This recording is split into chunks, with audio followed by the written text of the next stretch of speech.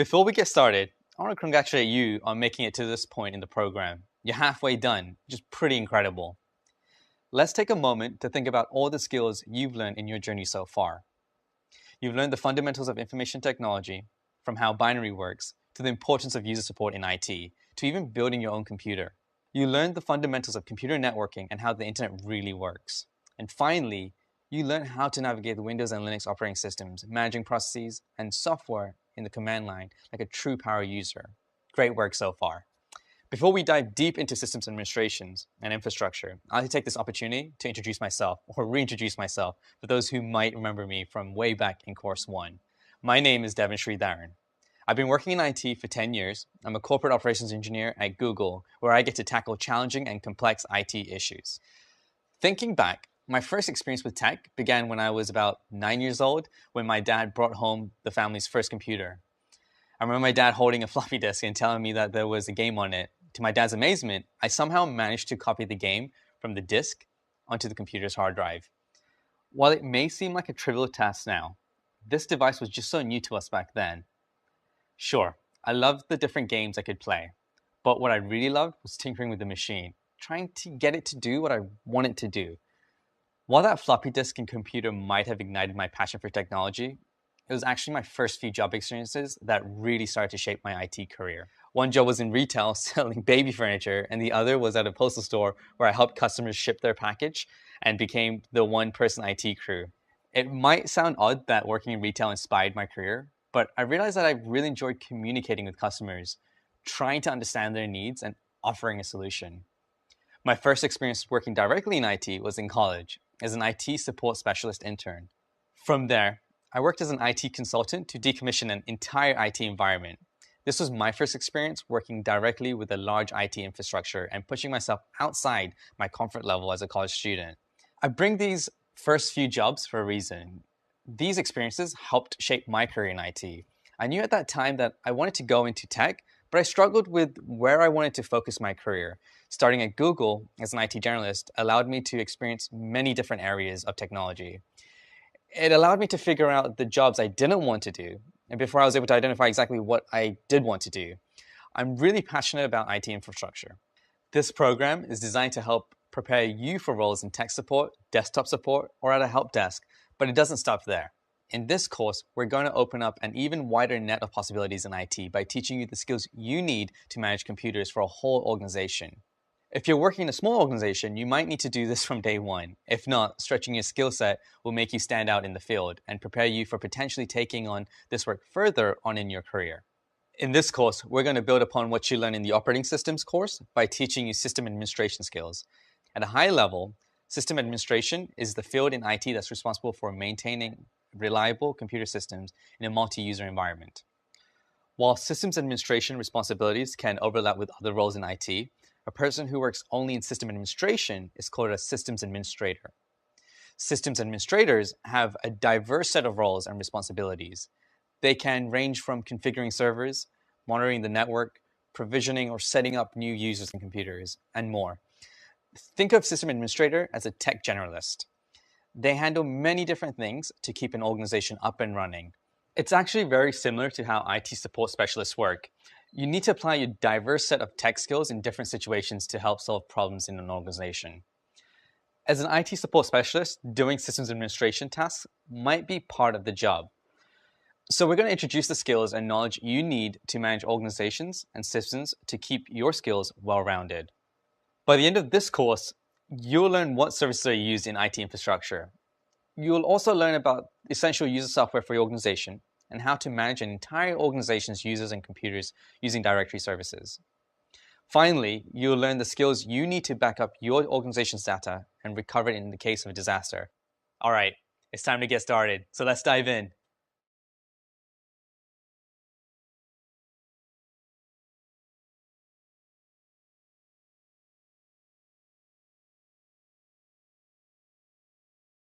Before we can get into the nitty-gritty of what systems administration is, we need to talk about what these systems are.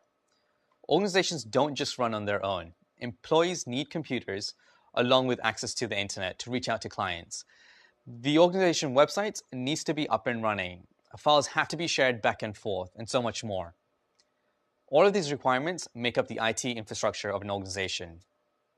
IT infrastructure encompasses the software, the hardware, network, and services required for an organization to operate in an enterprise IT environment. Without IT infrastructure, employees wouldn't be able to do their jobs, and the whole company will crumble before it even gets started. So organizations employ the help of someone like a systems administrator to manage the company's IT infrastructure. System administrators, or as we like to call them, sysadmins, are the unsung heroes of an organization.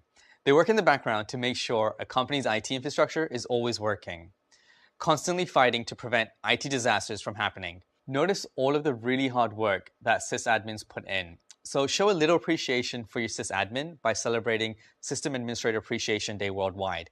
Yes, that's a real thing. In all seriousness, sysadmins have a lot of different responsibilities. Any company that has an IT presence needs a sysadmin or someone who handles those responsibilities. The role of a sysadmin can vary depending on the size of an organization. As an organization gets bigger, you need teams of sysadmins. Their responsibilities may be separated out into different roles with job titles like network administrators and database administrators. Companies like Facebook and Apple don't have a single person running their IT show. But in smaller companies, it's usually a single person who manages an entire company's IT infrastructure. In this course, we'll focus on how just one person, you, can single-handedly manage an IT infrastructure. You learn the skills you need to manage an organization of less than 100 people as a sole IT person. As you start to scale up to large organizations, you'll also need to level up your knowledge of systems administration. You need to pick up skills that allow you to automate workflows and manage configurations or computer settings automatically. Don't worry, we'll discuss how to do this in an upcoming course on IT automation. Right now, let's focus on systems administration in a small organization. In the next couple of lessons, we're going to talk in detail about the responsibilities of a sysadmin and how that relates to a role of an IT support specialist who handles system administration.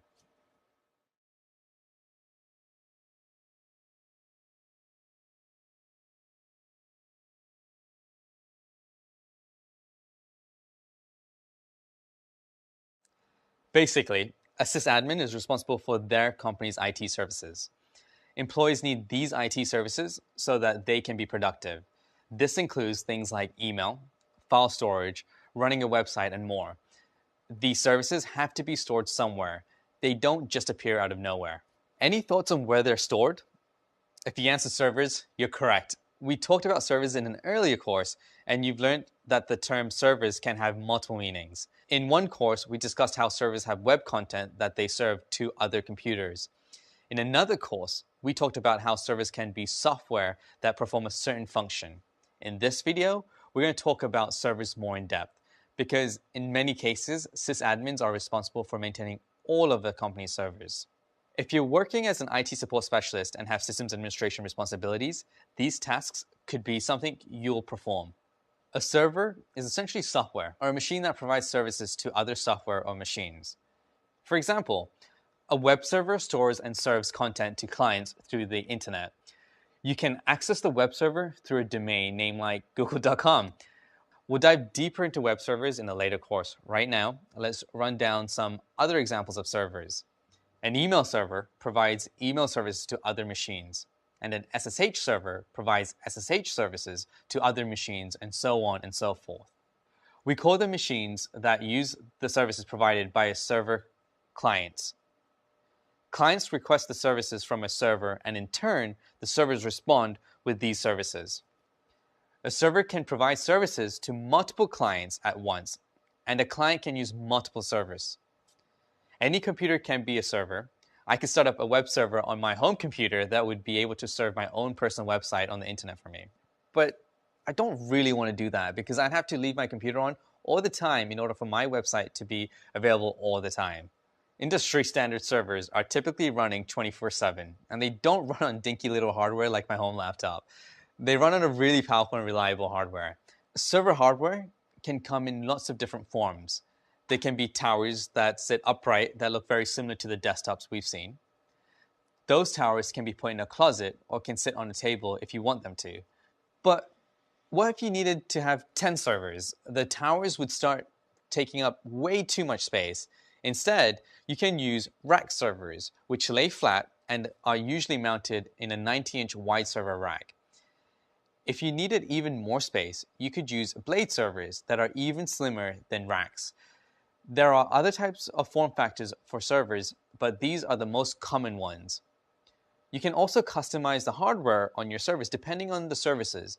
For example, on a file server, you'll want more storage resources so that you can store more files. What about connecting to our servers? Working in a small IT organization, you could potentially deal with a handful of servers. You don't want to have a monitor, keyboard, and a mouse for each of these servers, do you? Fortunately, you don't have to, thanks to something we learned in an earlier course. We can remotely connect to them with something like SSH. Even so, you should always have a monitor keyboard on hand. Sometimes when you're working, your network might be having issues and SSH won't be an option. A common industry practice is to use something known as a KVM switch. KVM stands for keyboard, video, and mouse. A KVM switch looks like a hub that you can connect multiple computers to and control them using one keyboard, mouse, and monitor. You can read more about using KVMs in the next supplemental reading. Okay, now that we've got a better understanding of servers and what they do, you can go out and start buying server hardware and setting up services for your organization. Or maybe not. You don't actually have to buy your own server hardware or even maintain your own services. In the next video, we're going to learn about a wave of computing that's starting to overtake the IT world, cloud computing. See you there.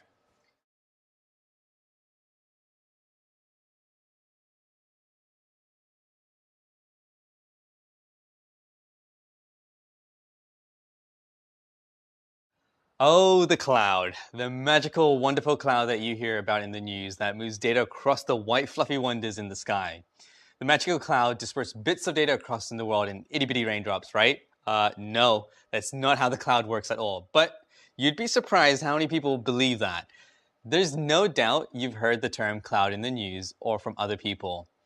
Your photos are stored in the cloud. Your email is stored in the cloud. Cloud computing is the concept that you can access your data, use applications, store files, etc. from anywhere in the world, as long as you have an internet connection. But the cloud isn't a magical thing. It's just a network of servers that store and process our data.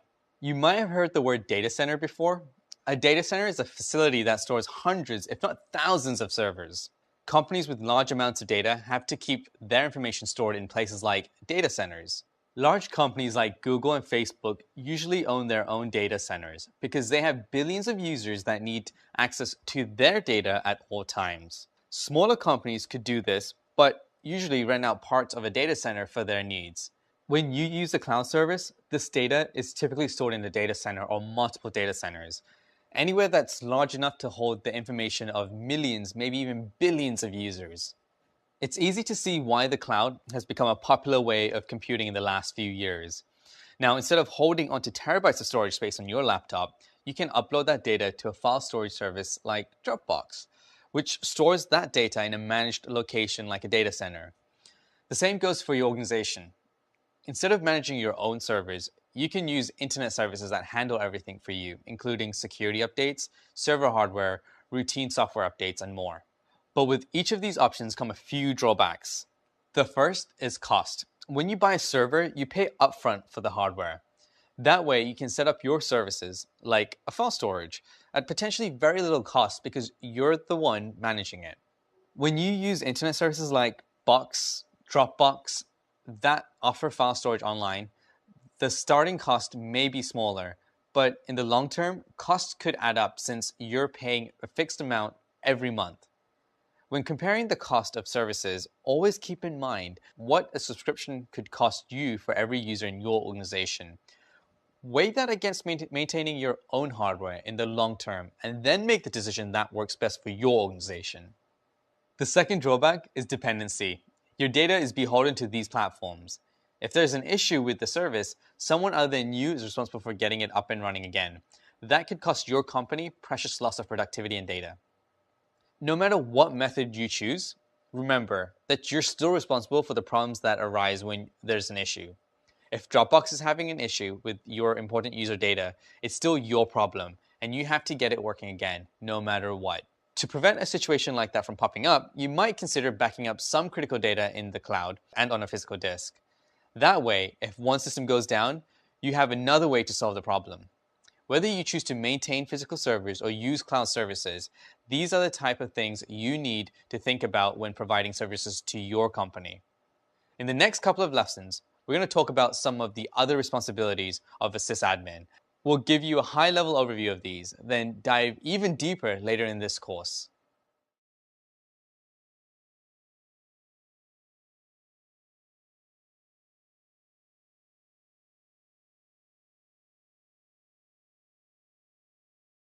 In a small company, it's usually a sysadmin's responsibility to decide what computer policies to use. In larger companies with hundreds of employees or more, this responsibility usually falls under the chief security officer. But in smaller businesses or shops, as the IT lingo goes, the sysadmin has to think carefully about computer security and whether or not to allow access to certain users. There are a few common policy questions that come up in most IT settings that you should know. Should users be allowed to install software? Probably not. You could run the risk of having a user accidentally install malicious software, which we'll learn about in the upcoming course in security. Should users have complex passwords with certain requirements? It's definitely a good rule of thumb to create a complex password that has symbols, random numbers, and letters. A good guideline for a password length is to make sure it has a minimum of 8 characters that make it more difficult for someone to crack. Should users be able to view non-work related websites like Facebook? That's a personal call. Some organizations prefer that their employees only use their work computer and network strictly for business. But many allow other users so their employee can promote their business or goods on social media platforms, stay up to date on current events, and so on. It will definitely be a policy that you and your organization's leaders can work out together. If you hand out a company phone to an employee, should you set a device password? Absolutely. People lose their mobile devices all the time. If a device is lost or stolen, it should be password protected, at the very least, so that someone else can't easily view company emails. We'll dive way deeper into the broader impact and implications of security and organizational policies in the security course that's last up in this program. These are just a few of the policy questions that can come up. Whatever policies are decided upon have to be documented somewhere. As you know from our lesson on documentation in the first course, it's super critical to maintain good documentation. If you're managing systems, you'll be responsible for documenting your company's policies, routine procedures, and more. You can store this documentation on an internal wiki site, file server, software, wherever. The takeaway here is that having documentation of policies readily available to your employees will help them learn and maintain those policies.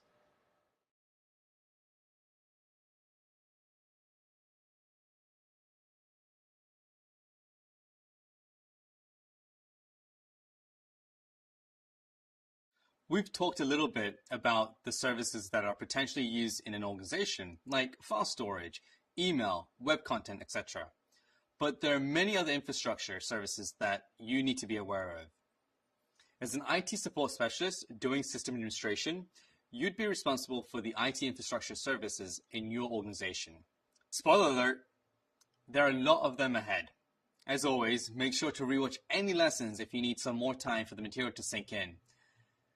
Rome wasn't built in a day, and neither are IT support specialists. So, how about getting network access? That's a service that needs to be managed. What about secure connection to websites and other computers? You guessed it. That's also a service that has to be managed. And managing services doesn't just mean setting them up. They have to be updated routinely, patched for security holes, and compatible with the computer within your organization. Later in this course, we'll dive deeper into the essential infrastructure services that you might see in an IT support specialist role.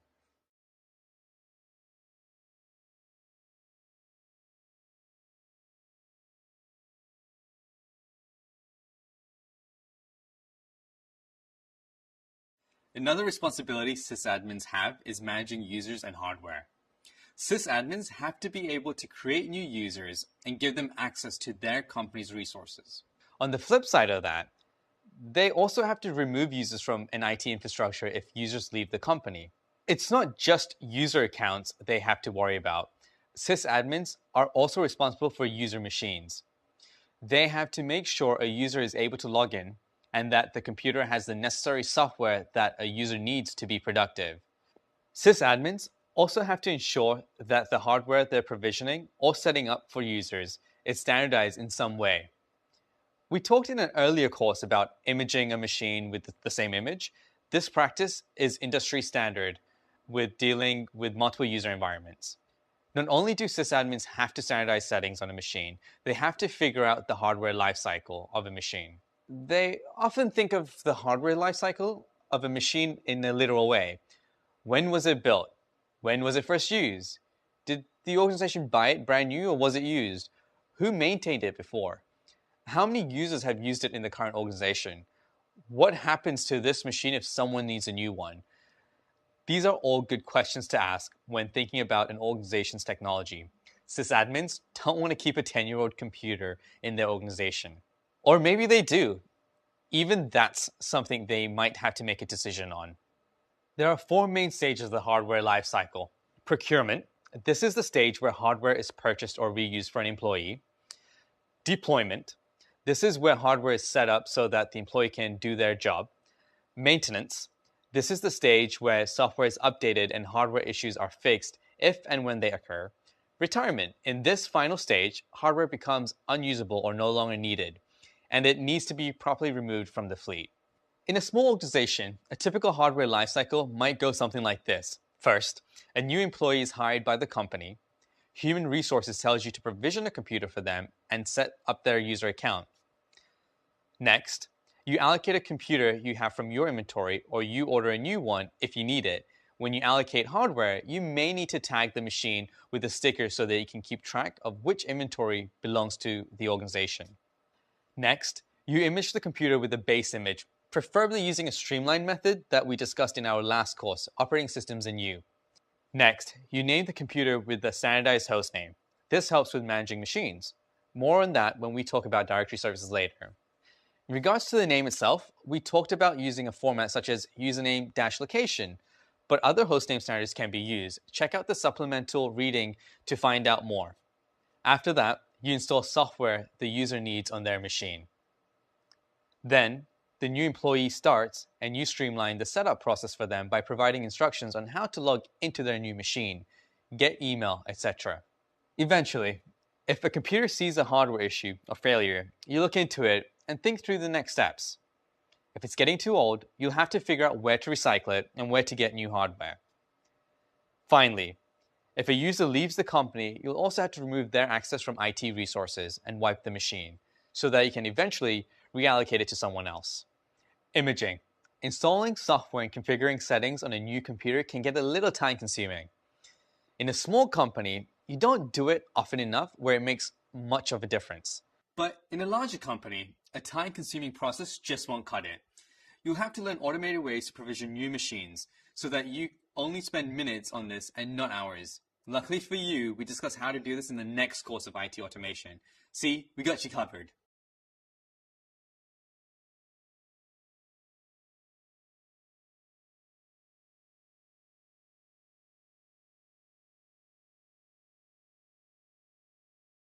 When you manage machines for a company, you don't just set it and forget it. You have to constantly provide updates and maintenance so that they run the latest secure software. When you have to do this for a fleet of machines, you don't want to immediately install updates as they come in. That would be way too time consuming. Instead, to effectively update and manage hardware, you do something called batch update.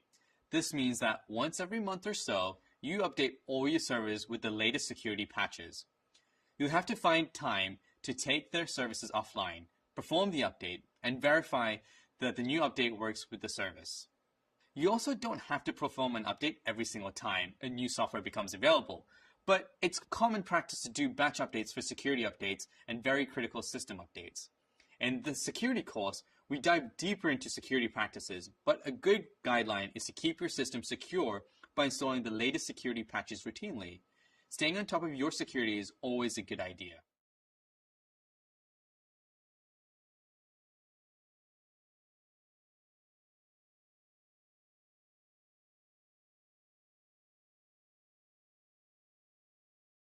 Not only do sysadmins in a small company work with users and computers, they also have to deal with printers and phones too. Whether your employees have cell phones or desk phones, their phone lines have to be set up. Printers are still used in companies, which means they have to be set up so employees can use them. Sysadmins might be responsible for making sure printers are working, or if renting a commercial printer, they have to make sure that someone can be on site to fix it. What if a company's fax machine isn't working? If you don't know what a fax machine is, that's not totally surprising. They've been slowly dying since the invention of email. Fax machines are still alive and kicking at companies, and they're a big pain to deal with. Sysadmins could be responsible for those too. Video audio conferencing machines. Yep, they'd probably need to handle those too. In an enterprise setting, sysadmins have to procure this hardware one way or another. Working with vendors or other businesses to buy hardware is a common practice. Setting up businesses accounts with vendors like Hewlett-Packard, Dell, Apple, etc. is usually beneficial since these companies can offer discounts to businesses. These are things that sysadmins have to think about. It's typically not scalable just to go out and purchase devices on Amazon, although if that's what's decided, they could do that too. Sysadmins must be sure to weigh their option before purchasing anything. They need to think about hardware supply. So if a certain laptop model isn't used anymore, they need to think of a suitable backup that works with their organization.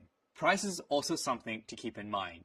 They will probably need formal approval from their manager or another leader to establish this relationship with a vendor. It's not just technical implementations of hardware that sysadmins have to consider. It's so many things.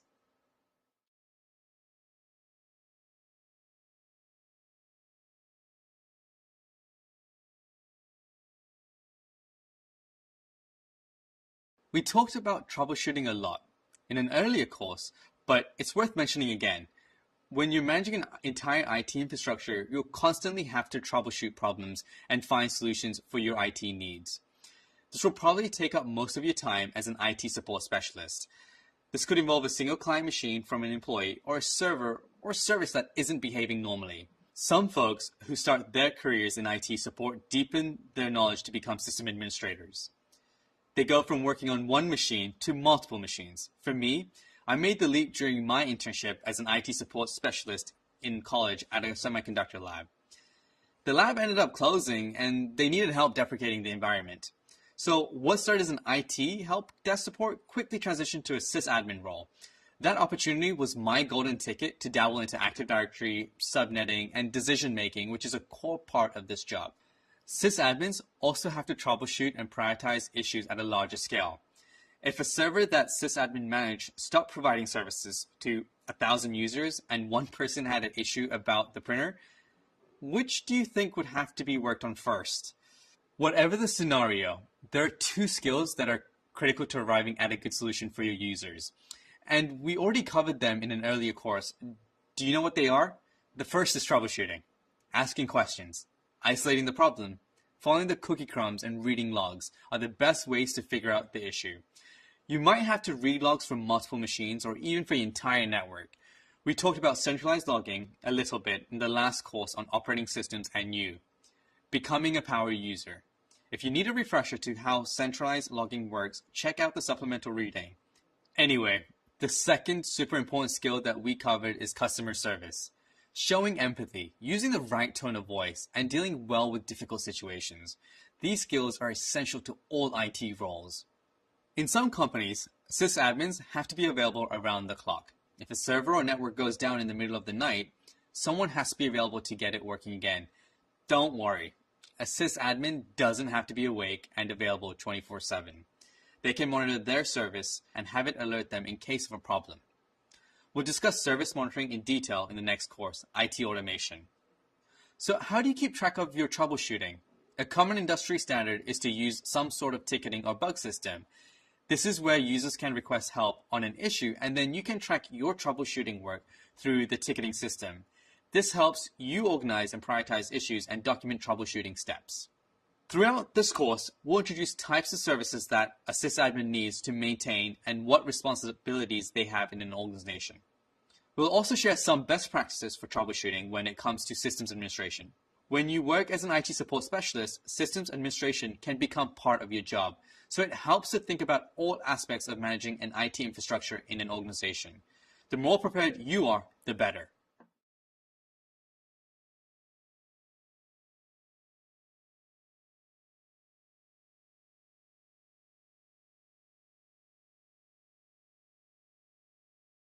Let's take a bit of a dark turn and talk about disasters. Like it or not, something at some point will start working, no matter how much planning you do. This happens in both small and large companies. It's an equal opportunity problem. You can't account for everything, but you can be prepared to recover from it. How? It's super important to make sure that your company's data is routinely backed up somewhere, preferably far away from its current location. What if a tornado struck your building and your backups got swept away with it?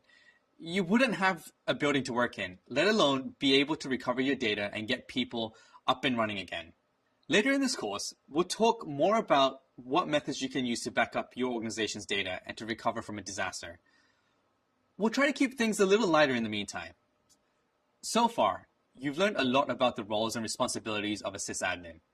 Some of it may seem like a lot of work, some might even seem scary. Being responsible for keeping data available isn't easy, but it's a rewarding role in IT. And you're already building your SA or sysadmin skill set by learning the fundamentals of IT support. Next up, we got a quiz for you. Then in the next module, we'll discuss the technical details of the infrastructure services used in IT. See you there.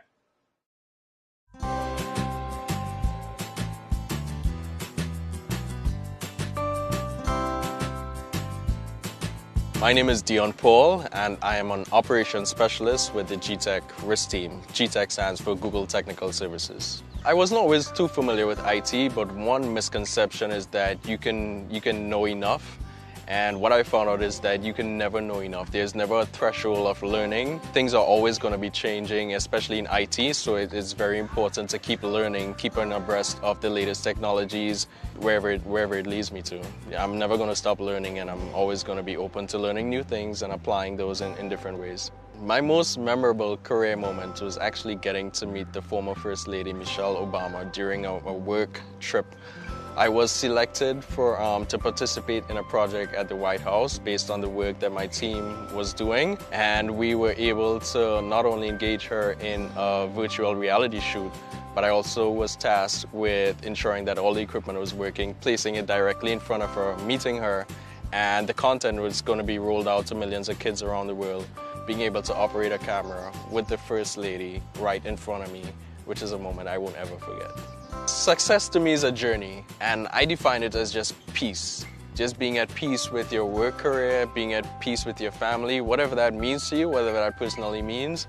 I like being able to have some quiet time on the weekends outside of work to spend with my family and stuff. At work is being involved in projects that you're passionate about and feel like you're contributing to just a greater thing. But to me, success is a journey, and to me it's defined as just being at peace with whatever you're working at.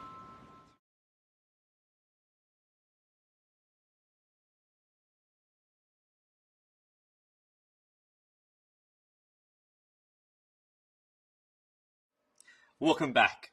In the last module, we learned that system administrators have lots of responsibilities, like maintaining infrastructure services.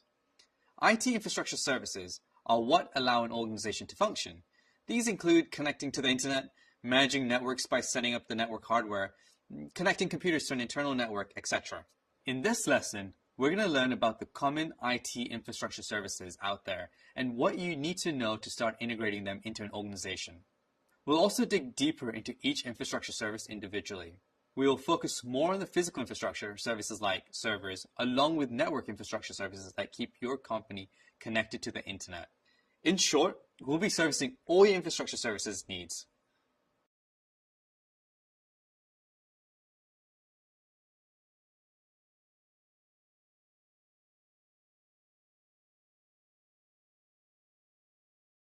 There are lots of IT infrastructure services that keep a company running. In a smaller company, a single person could be responsible for all these services. In larger companies, teams of sysadmins might manage just one service. In this course, we're going to discuss what you'll need to set up these services as the sole IT person in a company. We'll also give you an overview of some of the cloud services that you can utilize if you wanted another company to run your services. Reminder, as we mentioned before, cloud services are services that are accessed through the internet, like Gmail. We can access our Gmail accounts from any computing device as long as we're connected to the internet.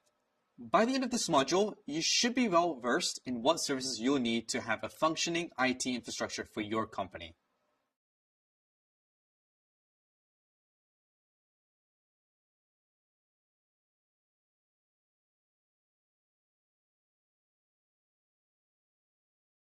There are lots of types of IT infrastructure services out there. We'll start by giving you a high-level overview of them in this lesson. Then we'll dive into the nitty-gritty details on how you configure and maintain these services in later lessons. Sounds good? Let's get started. We talked about physical infrastructure components of an IT environment in an earlier lesson. Remember that you can set up different servers to run your services on, like a server to run your file storage service. You can buy or rent hardware for these servers and set up and store them either on-site or at another location. Essentially, you manage these servers end to end. There's another option. If you don't want to be responsible for managing the hardware tasks and updating your server operating systems with security patches and updates, you can use the cloud alternative to maintain your own infrastructure, which is called Infrastructure as a Service, or IaaS. IaaS providers give you pre-configured virtual machines that you can use just as if you had a physical server. Some popular IaaS providers are Amazon Web Services and their Elastic Compute Cloud, or EC2 instances, Linode, which rents out virtual servers, Windows Azure, and Google Compute Engine, which you've been using throughout this course. You can read more about the different IaaS providers in the supplemental reading right after this video. Your company's internal network isn't going to be like your network at home. You're going to have multiple computers that need to be on a certain subnet. You have to assign them IP addresses statically or using DHCP. The networking hardware has to be set up. Wireless internet will probably need to be available. DNS needs to be working, etc. If your company is large, networking is usually taken care of by a dedicated team. But in smaller companies, you'll probably be responsible for setting up the network. Network can be integrated in an IaaS provider, but in recent years, it's also been branched off into its own cloud service, Networking as a Service, or NaaS. NaaS allows companies to offshore their networking services so that they don't have to deal with the expensive networking hardware. Companies also won't have to set up their own network security, manage their own routing, set up a WAN, and private intranets, and so on. For more about NaaS providers, check out the supplemental reading. Let's talk about the software that your company might want to use. Do you need to type out Word documents, use an email client, communicate with other people, use operating systems, process spreadsheets, or have any other software needed to run a business? I bet yes. The right software has to be available to your company's users. We've already discussed how to install and maintain software and machines. You have to deal with things like licenses, security, updates, and maintenance for each machine. The cloud alternative to maintaining your own software is known as Software as a Service, or SaaS. Instead of installing a word processor on every machine, you can use Microsoft Office 365 or Google's G Suite. These are both services that you can purchase that allow you to edit Word documents, process spreadsheets, make presentations, and more, all from a web browser. You can check out the next supplemental reading for more about SaaS providers. Some companies have a product built around a software application. In this case, there are some things that software developers need to be able to code, build, and ship their software. First, specific applications have to be installed for their programming development environment. Then, depending on the product, they might need a database to store information. Finally, if they're serving web content like a website, they'll need to publish their product on the internet. If you're building this entire pipeline yourself, you may need to set up a database and a web server. The programming development environment will also have to be installed on every machine that needs it. If you want an all-in-one solution to building and deploying a web application, you can use something called Platform as a Service, or PaaS. This includes an entire platform that allows you to build code, store information in a database, and serve your application from a single platform. Popular options for PaaS are Heroku, Windows Azure, and Google App Engine. As you might have guessed, you can read more about PaaS providers in the supplemental reading. The last IT infrastructure service we'll discuss is the management of users, access, and authorization. A directory service centralizes your organization's users and computers in one location so that you can add, update, and remove users and computers. Some popular directory services that you can set up are Windows Active Directory, OpenLDAP, and we'll dive a little deeper into both of these later on in this course. Directory services can also be deployed in the cloud using Directory as a Service, or DaaS providers. Guess where you can read more about DaaS providers? That's right, in the supplemental reading. There you have it. There's a general overview of the most common IT infrastructure services you'll encounter when handling system administration tasks. While cloud services are a great option, it's super important that you understand how a service works and how to maintain before you employ the help of a cloud service. Even though cloud services are widely used in the industry and have a lot of pros, there are also some cons. These include recurring cost and the need to depend on the provider's service. We're going to teach you about the technical details and the implementation of these common IT infrastructure services. We'll cover everything from setting up your own server and figuring out which applications you need to be productive to how to set up multiple users and get your network services in order. By the end of this course, you have the foundational knowledge required to set up the IT infrastructure for a small organization.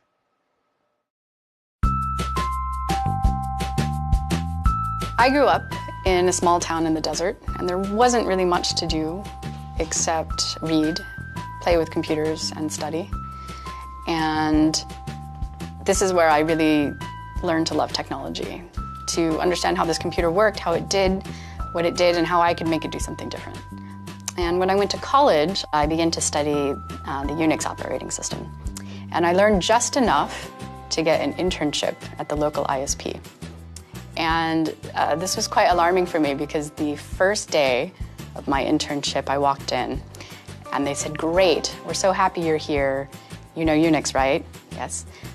"Here's a Radius server. We want you to set it up. It needs to be done by the end of the week." And I said, "How exciting. I get to do something that will have an impact on our users and I will get to learn something." There was just one problem. I didn't know what Radius was.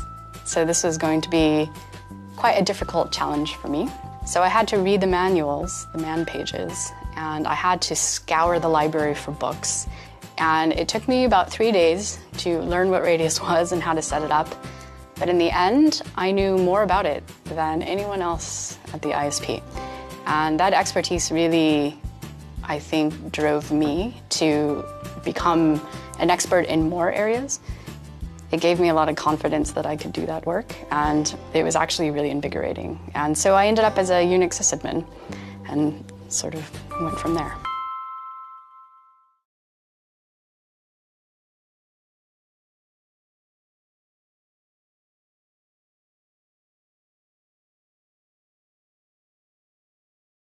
When you want to set up a server, you essentially install a service or application on that server like a file storage service.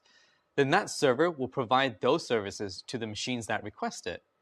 Maybe you thought you'd install services on a user operating system like Windows 10. While that's an option, typically in an organization, you'll want to install your services on a server operating system. Server operating systems are regular operating systems that are optimized for server functionality. This includes functions like allowing more network connections and more RAM capacity. Most operating systems have versions specifically made for servers. In Windows, you have Windows Server. In Linux, many distributions come with server counterparts like Ubuntu Server, which is optimized for server use. Mac OS is also available in Mac OS Server. Server operating systems are usually more secure and come with additional services already built in, so you don't have to set up these services separately. You can read more about the different server operating systems in the next supplemental reading. For now, just keep in mind that when you install services on a server, you should be sure to use a dedicated server operating system.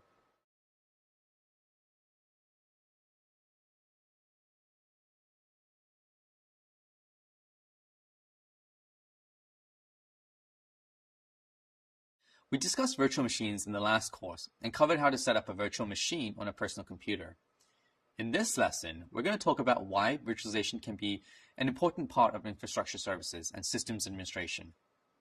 There are two ways you can run your services, either on dedicated hardware or on a virtualized instance on a server. When you virtualize a server, you're putting lots of virtual instances on one server. Each instance contains a service. There are a bunch of pros and cons to running your services on either of these platforms. Here's the rundown. Performance.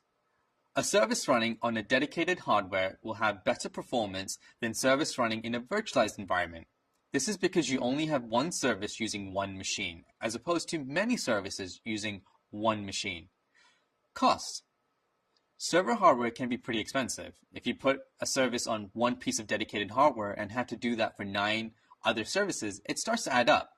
One of the huge benefits to virtualizing your servers is that you can have 10 services running on 10 different virtual instances, all on one physical server. Here's another way to think about this. In a typical server, if you only have one service running, it's probably only taking up 10 to 20% of your CPU utilization. The rest of the hardware isn't being utilized. You could add plenty more services to the physical server and still have a good threshold for resource utilization. It's cheaper to run several services on one machine than it is to run many services on multiple machines. Maintenance. Servers require hardware maintenance and routine operating system updates. Sometimes you need to take the service offline to do that maintenance. With virtualized servers, you can quickly stop your service or migrate them to another physical server, then take as much time as you need for maintenance. Virtualized servers make server maintenance much easier to do. Points of failure. When you put a service on one physical machine and that machine has issues, you're entering a world of trouble. With virtualized servers, you can easily move services off a physical machine and spin up the same service on a different machine as a backup. You could also do this with a physical server, but that could become costly if you account for multiple servers. Pro tip, you can prevent a single point of failure on a physical machine if you have a redundant servers set up, meaning you have duplicate servers as a backup. You'll learn about backups in an upcoming module. As you can see, there are lots of benefits to using virtualized servers. Just make sure to weigh the pros and cons of virtualizing your servers and using dedicated server hardware. That way, you can make the right choice for your company.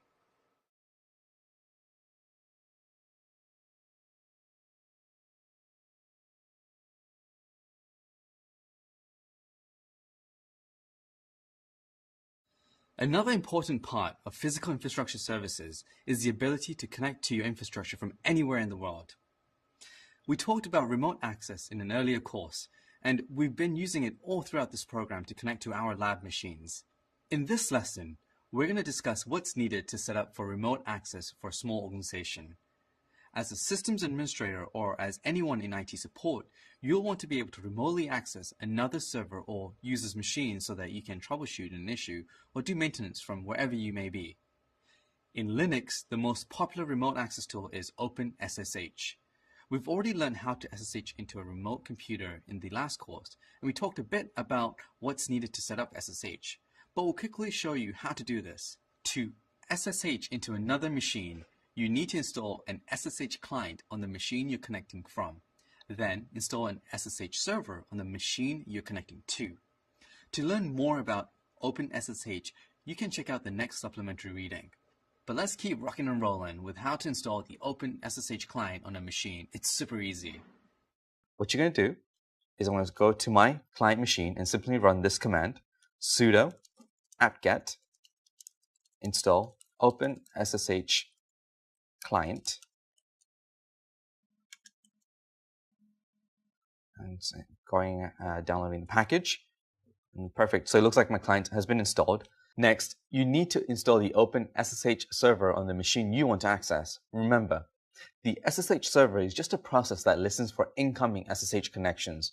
So let's go to the server and install the OpenSSH server.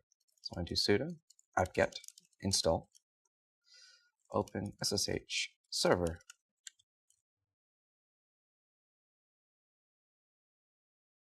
Perfect. So it looks like my server is up and running. So let's go back to the client and do a test. I do SSH. Enter my server IP address with my username.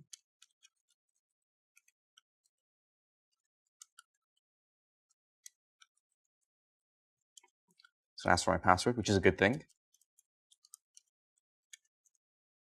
Perfect. So as you can see, I'm connected to my server, and one true way to test this is if I go into my desktop of my server, and let me create a folder. Now if I go back to my server, which is on this window, I list the files, you can see the folder test, and that's it. Now you're able to SSH into a machine from another machine. Not too complicated, right? Windows has similar tools that you can use. A popular tool to access a CLI remotely is WinRM or PuTTY. RDP is also popular if you want to access the GUI remotely. We've already discussed how to connect to a machine using PuTTY in the last course. Just remember to install an SSH server on the machine you want to connect to. We also already discussed how to set up RDP in the last course. Feel free to review those lessons as a refresher. You can read more about the Windows Remote Access tools in the next reading. The takeaway here is that when you manage IT infrastructure, you can utilize tools like remote access to work on your physical infrastructure.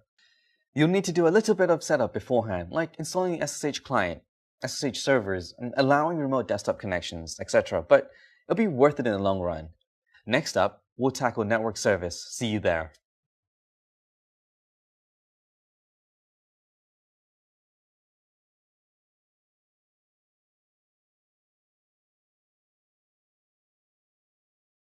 Now that we're a little more familiar with some of the common aspects of physical infrastructure, let's move on to network services. A network service that's commonly used in an organization is a file transfer service. So, why would you want to have a service dedicated to file transfer? Well, sure, you could probably carry around a flash drive and copy files to each machine you work on, or even use the remote copy tools we learned in the last course. Or you could centrally store your files and transfer files from one computer to another using the internet. There are a few different file transfer protocol services that are used today. Let's take a quick rundown of what's out there and what they do. FTP. In the second course of this program, the bits and bytes of computer networking, we mentioned FTP, aka the File Transfer Protocol. It's a legacy way to transfer files from one computer to another over the internet, and it's still in use today. It's not a super secure way to transfer data because it doesn't handle data encryption. The FTP service works much like our SSH service. Clients that want to access an FTP server have to install an FTP client. On the FTP server, we install the software that allows us to share information located in a directory on that server. FTP is primarily used today to share web content. If you use a website host provider, you might see that they have an FTP connection already available for use, so they can easily copy files to and from your website. SFTP is a secure version of FTP, so it makes sense to choose this option over FTP. During this SFTP process, data is sent through SSH and is encrypted. TFTP stands for Trivial FTP. It's a simpler way to transfer files than using FTP. TFTP doesn't require user authentication like FTP, so any files that you store here should be generic and not need to be secure. A popular use of TFTP is to host installation files. One method of booting a computer that we haven't discussed yet is PXE or PXE boot, which stands for pre-boot execution. This allows you to boot into software that's available over the network. A common use case for organizations that want to install software over a network is to keep operating system installation files on a TFTP server. That way, when you perform a network boot, you can be automatically launched into the installer. This is a lot more efficient than having to carry around a USB with an operating system image. You can learn more about PXE boot in the next reading. Depending on your usage of file transferring services, you might want to weigh the option we mentioned.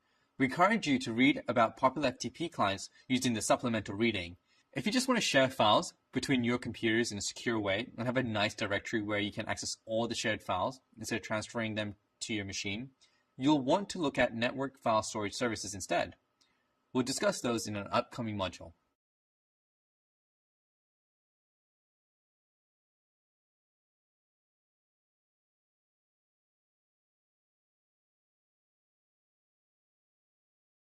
One of the oldest internet protocols in use today is the Network Time Protocol, or NTP. It's used to keep the clock synchronized on machines connected to a network. You've probably seen NTP implemented in your personal life if you've ever been in an airport. Airports utilize synchronized clock systems, and many of their systems use NTP. This is because the information that you see on your departure and arrival screen has to match the time that the air traffic controller team sees for their airplanes. If only NTP could solve for airport delays. Anyway, in the IT world, machines need to have accurate time across the network for a lot of reasons. There are some security services like Kerberos, a network authentication protocol, that depend on the time being consistent across the network to work. You'll learn more about that in the IT security course coming up. It is important to keep the time consistent and accurate across your company's fleet. You can't depend on the hardware itself to keep consistent time, so you might want to set up an NTP server. There are different ways that an IT support specialist or sysadmin can do this for an organization. You can use a local NTP server or a public NTP server. To set up a local NTP server, you can install NTP server software on your managed server. Then you install NTP clients on your machines and tell those computers which NTP servers to sync their time to. This is a great option because you can then manage the entire process from end to end. The other way to set up NTP is to use a public NTP server. Public NTP servers are managed by other organizations that your client machines connect to in order to get synchronized time. This is an awesome way to utilize NTP without having to run a dedicated NTP server. But if you have a large fleet of thousands of machines, it's better etiquette to be running your own NTP servers. Another good practice is to run your own NTP server, then have that point to a public NTP server.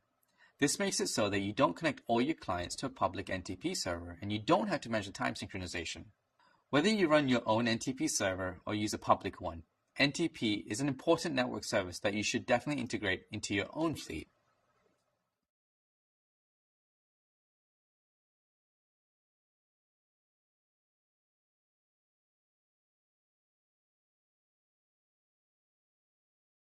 There are a few network services that are used internally in an IT enterprise environment to improve employee productivity, privacy, and security. While they're pretty common, you might not encounter them in small organizations. We discussed these services in Course 2 on networking, but let's do a refresher. We're sure that you'll encounter them at some point in your IT career. There are intranets and proxy servers. An intranet is an internal network inside a company. It's accessible if you're on a company's network. Intranets can provide a wide range of information and are meant to improve productivity by giving employees a greater medium to share information. Think of it like a company's website that's only accessible to people on the company network. On this site, documentation can be centrally located, teams can post news updates, employees can write to forums and start discussions, and more.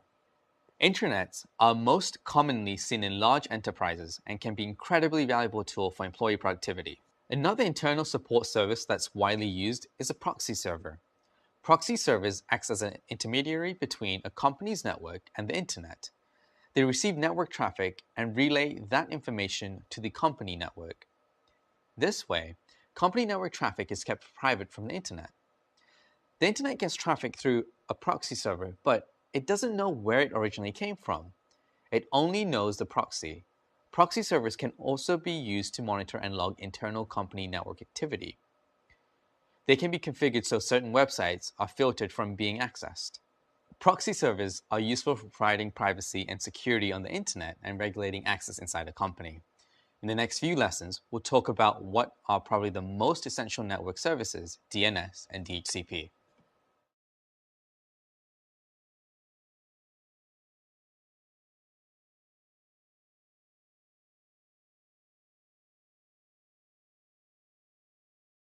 We did a deep dive on DNS, or Domain Name System, in the networking course. If you need a refresher on it, make sure to review the material there. As a super quick recap, DNS is what maps human understandable names to IP addresses. It's an important network service to set up and maintain when managing a company's IT infrastructure. If you don't set it up correctly, no one will be able to access websites by their names. We don't really have to think about DNS on our personal computers. When you connect a brand new machine to the internet and start typing in a web address, it just works automatically. You don't have to type in IP address or anything, but something is happening in the background. When you connect to a network, you're using the DNS server address that was provided by the router you connected to. It updates your network setting to use that DNS server address, which is usually your ISP's DNS server. From there, you're able to access pretty much any website. So why do you need to set up your own DNS servers if DNS just works out of the box? Well, there's two reasons. First, if you're running a web service like a website, you want to be able to tell the internet what IP address to reach your website at. To do that, you need to set up DNS. The second reason is that you probably want to work on your server or user machines remotely. In theory, you could remote access into them through an IP address, but you could also just use an easy-to-remember hostname. To do that, you need DNS to map the IP address to the hostname. In the next couple of lessons, we'll discuss what's needed for DNS setup for websites and internal networks.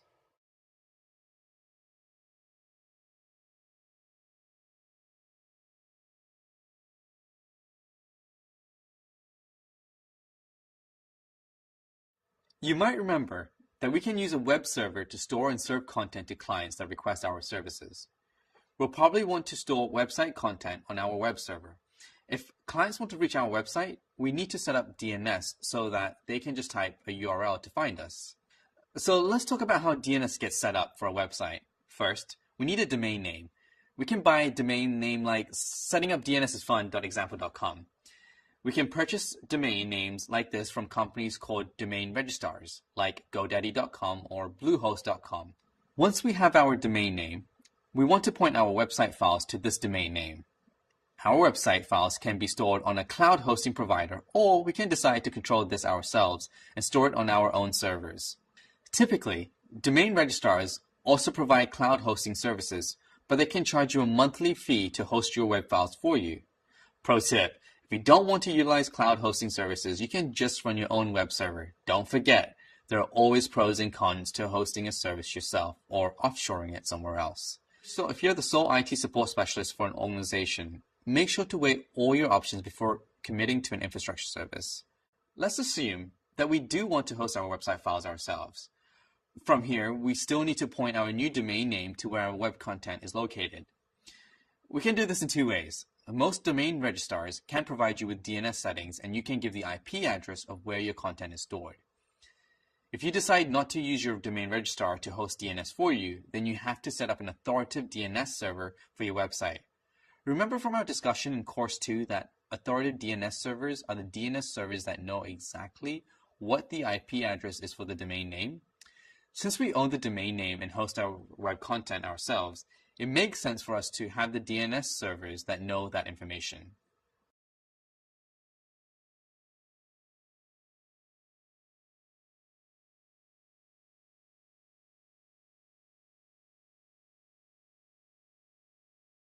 The other reason we might want our own DNS servers is so we can map our internal computers to IP addresses. That way, we can reference a computer by name instead of IP address. There are a few ways we can do this. One is using a local host file which contains static IP addresses to host name mappings. Let's take a look at an example of this. Remember that we learned that host files in networking allows us to map IP addresses to host names manually. In Linux, our host file is called etc/hosts. It has an IP address that points to 127.0.0.1, which points to a name called localhost. This just references back to the computer. Localhost is commonly used as a way to access a local web server. We'll talk about web servers in an upcoming module. So for now, let's not worry too much about localhost. Instead, if I change this IP address mapping to www.google.com, then save and open a web browser and type www.google.com, it won't take me there. Let me show you that. So I'm going to go ahead and change my localhost to www.google.com. I'm going to save this, open my web browser to www.google.com, and as you can see, it didn't take me anywhere. It just takes me back to my local computer. This is because a DNS query first checks our local host file, then our local DNS servers. So if there's an entry for google.com in my host file, it will go to that IP address instead. Let's say I wanted to access Natalie's computer at 192.168.1.5 and her host name is catlady.examplecompany.com.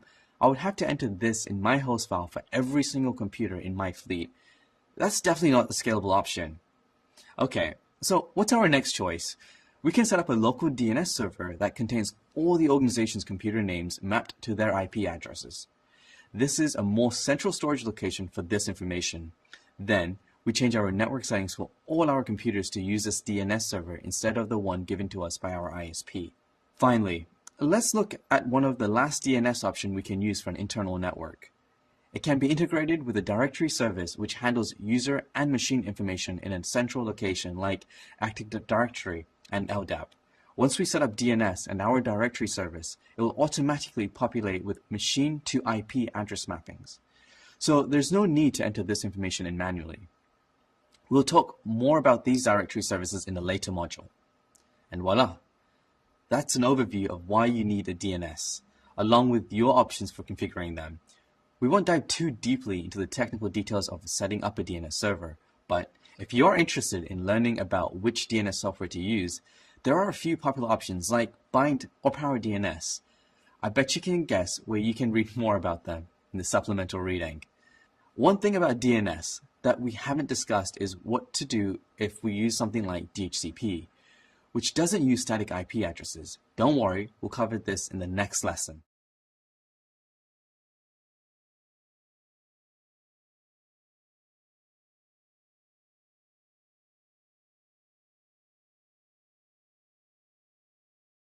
Another network service that will make your job in IT support easier is DHCP, or Dynamic Host Configuration Protocol. Need a refresher on DHCP? Just check out the DHCP lessons in the networking course. When managing IT infrastructure and you want to connect a computer on a network, you have two options. You can grant it a static IP address or give it a DHCP assigned IP address. When you use a static IP address, you have to keep track of every IP address you assign a computer and manually enter it in the network settings. If you enable DHCP, your computers will be leased an IP address from a DHCP server. They'll automatically get IP addresses and you don't have to worry about manually setting addresses. If you ever decide you need to expand your IP address range, you don't have to change anything on the client machines either. It just happens automatically. To configure a DHCP server, you'll need to figure out which IP range you can use to assign IP addresses.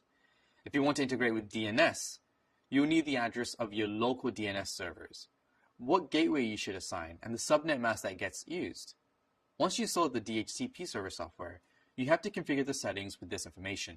Different DHCP server software manufacturers have different configuration setting layouts, so you'll have to investigate the specific one you want to use. There are a lot of popular DHCP server software you can use for this. Windows Server versions come with DHCP service built in, but you can read more about the options in the next reading. Once you turn on your DHCP server and your clients are set to receive DHCP addresses instead of static IP addresses, you should have working DHCP settings. In the last lesson, we talked about how DNS ties in with DHCP. Well, in our DHCP configuration settings, we can specify DNS server locations. The two servers then sync up, and when DHCP leases out new addresses, DNS updates its IP address mappings automatically. That's a super quick overview how DHCP servers are configured. Hopefully, you can now see why DHCP and DNS are critical network services for your organization.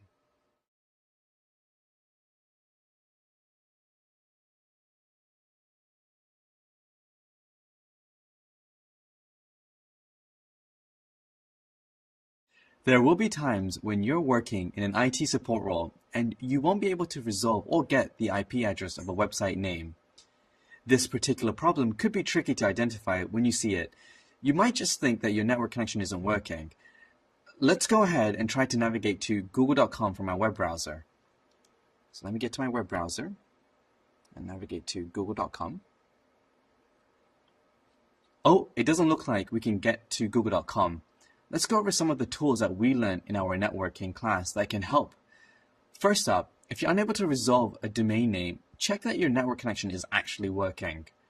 You can do a quick check and ping a website that you know is available. An oldie but goodie is to ping www.google.com. It's pretty rare that Google will be down, although it can happen. So let me go into my terminal and type in ping www.google.com. Looks like we're getting responses. Let's move on to isolating another problem, DNS. To verify that your DNS server is giving you a correct address for google.com, you can use NSLookup. Remember that NSLookup gives us the name server of a host or domain name. So let me go ahead and do that on my terminal. From here, we can rule out if DNS is an issue by verifying that the host name points to a named server. If we copy the IP address of the result and paste it into the web browser, it should resolve the website name if DNS is working. Let's go ahead and do that. So I'm going to go ahead and copy the non-authoritative IP address.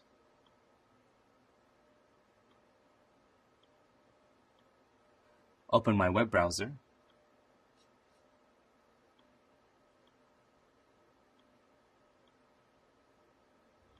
Oh, so I see that's working. What's going on? Looks like my DNS settings aren't working correctly. Let's look at my ping results again.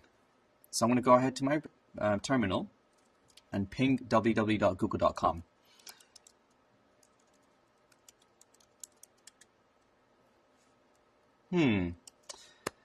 I see that it checks an IP address different from what I have here.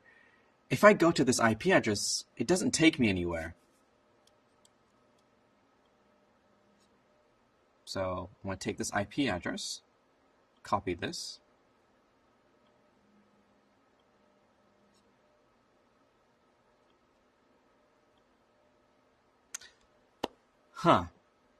Remember that when a DNS query is performed, your computer first checks host file. Now, if I access my host file here, I can see that I have an entry for www.google.com, and it points to a fake IP address. If I remove this line right here where it says 127.1.1.3 and save that configuration file, and then restart my browser, if I type in www.google.com, there we go, we're there. And the correct DNS setting should be applied to www.google.com. There are some situations where DNS can be tricky to navigate since there can be many contributing factors. But as with any troubleshooting scenario, remember to keep isolating the problem down until you can get to a root cause. With time and experience, you'll learn a lot more about DNS and how to troubleshoot it in the real world. We've covered a lot of information in this module. You learned about all the overall services needed in an IT infrastructure.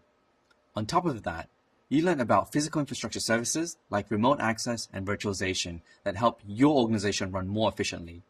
You even learned about essential networking services like DNS and DHCP, along with the overall picture of what's needed to set up DNS for an organization and why you'd want to do that.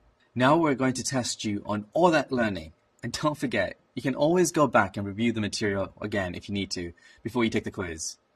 In the next module, we're going to cover two of the other IT infrastructure services, software and platform services. I'll see you there.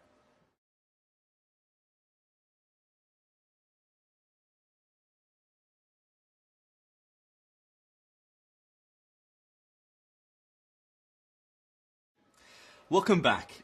In the last module, we learned about the physical infrastructure and network services that are used in an IT organization. In this lesson, we're going to discuss the other services that make up an IT infrastructure, the software and the platform services. Software services are the services that employees use that allow them to do their daily job functions. This can include applications like word processors, internet browsers, email clients, chat clients, and so on. Platform services provide a platform for developers to code, build and manage software applications. This way, developers don't have to deal with operating system maintenance and other services that are needed to use for the platform tools. When managing IT infrastructure, it's important that you implement software services for your users to enable their productivity. Depending on what type of company you may manage, you may also need to manage platform services for software developers.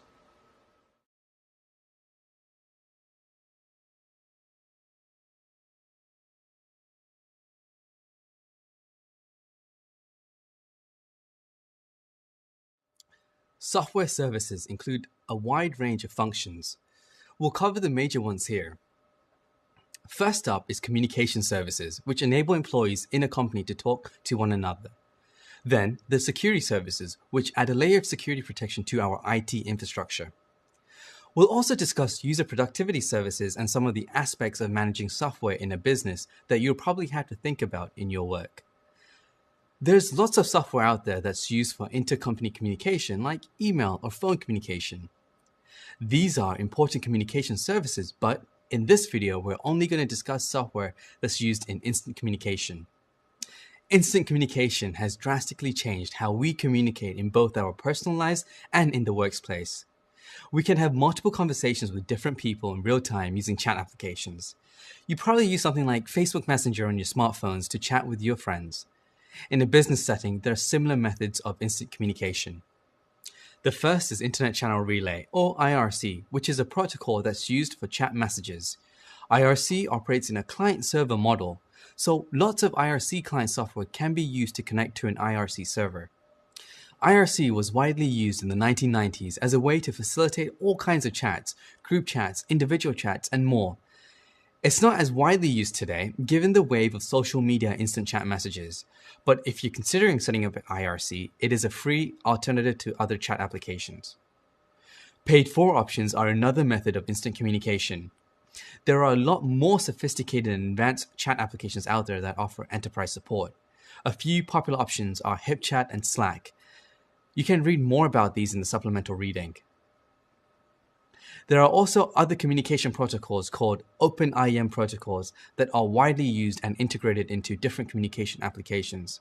One of the most popular communication protocol is XMPP, or Extensible Messaging and Presence Protocol. It's an open source protocol used in instant messaging applications and social networking services. XMPP is even used in Internet of Things applications, among other things. A few popular and free applications that use XMPP are Pidgin and Adium.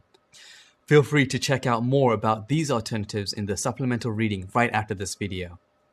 Instant communication is a fantastic tool you can use to promote team collaboration and efficiency. When managing an IT infrastructure, it should be one of the communication services that you consider implementing for your organization. They'll definitely thank you, maybe even over instant communication.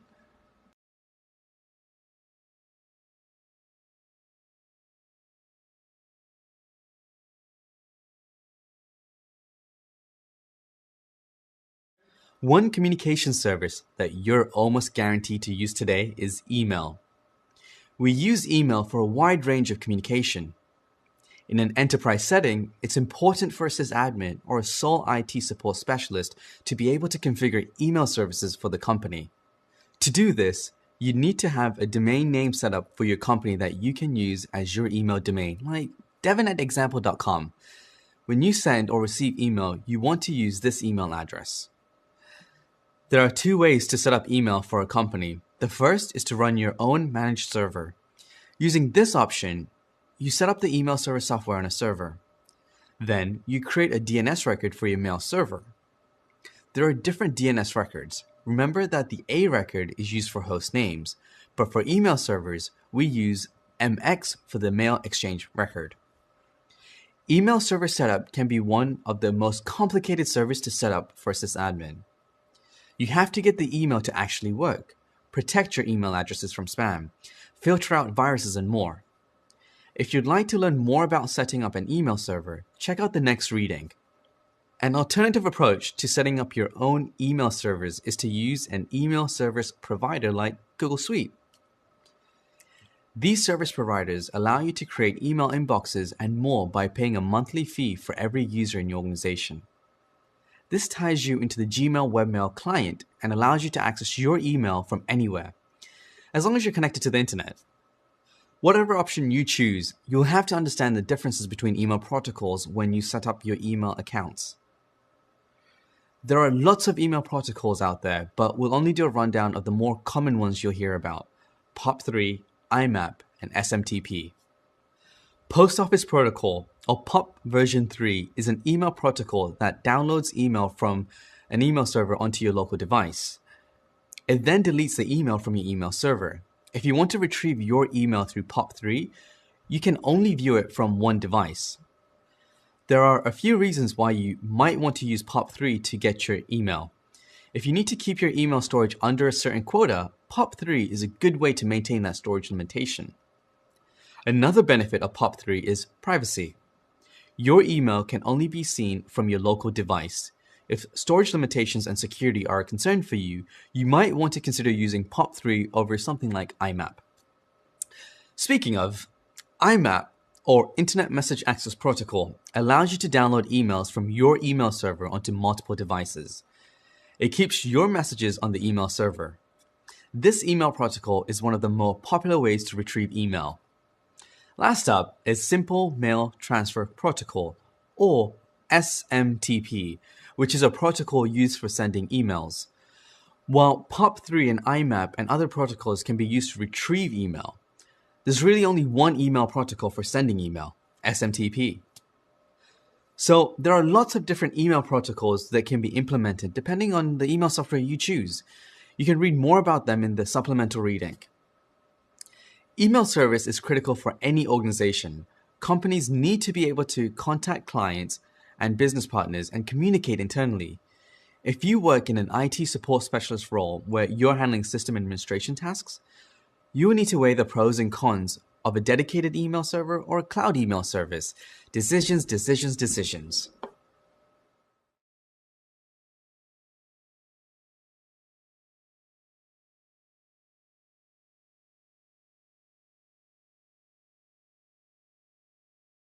In any organization, the software that employees need to do their job is the software that an IT support specialist managing IT infrastructure needs to provide. Depending on the organization, you might need to get your users things like software development programs, word processing, graphical editors, finance software, and so on. Whatever software you provide, there are different things to consider when using it in a commercial setting that might not have crossed your mind when you've used a similar software personally. Remember when we discussed software licensing in an earlier lesson? When you use software, you're doing so under the agreement of the developer's license. For example, when you use open source software, the license agreement usually says that it's free to use, share, and modify. When software is used as a consumer, agreements can say that only a specific person can use the software. In a business or commercial setting, most software distributors will have a separate agreement. In most cases, you can buy 10 licenses and any 10 people in your company can use it. If someone leaves the company or doesn't need the software anymore, you can take their license and give it to someone else in the company. When considering software licenses, it's important to review the terms and agreements, then move forward with whatever option works best for your company. Things get a little more complicated when it comes to cloud software services. You might have to deal with some of the same stipulations and also think through whether to purchase added features for businesses and enterprises, like dedicated customer support. Whatever method you use to provide software, whether it's installing software on every machine or utilizing cloud software services, there's one thing to keep in mind. Software used as a consumer won't be the same as software used as a business.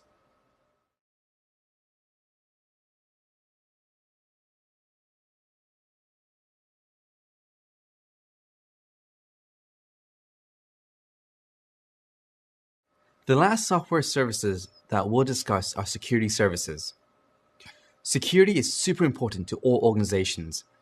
It's integrated into pretty much all aspects of an IT infrastructure service. We'll dive deeper into this in the last course on IT security. For now, remember that there are lots of different security protocols that are put in place for all sorts of things, keeping data encrypted, authentication, etc. If you ever manage a web server that serves content to other users, you want to let them know that when they access your website, you're keeping their interaction with you as secure as possible. Let's say that you have an online bank account that you're logging into. The URL will most likely begin with an HTTPS. Remember that HTTP stands for Hypertext Transfer Protocol, which is used to format and transfer web content around the internet. When you enter in a URL, you notice that the HTTP comes before everything else. HTTPS, or Hypertext Transfer Protocol Secure, is a secure version of HTTP.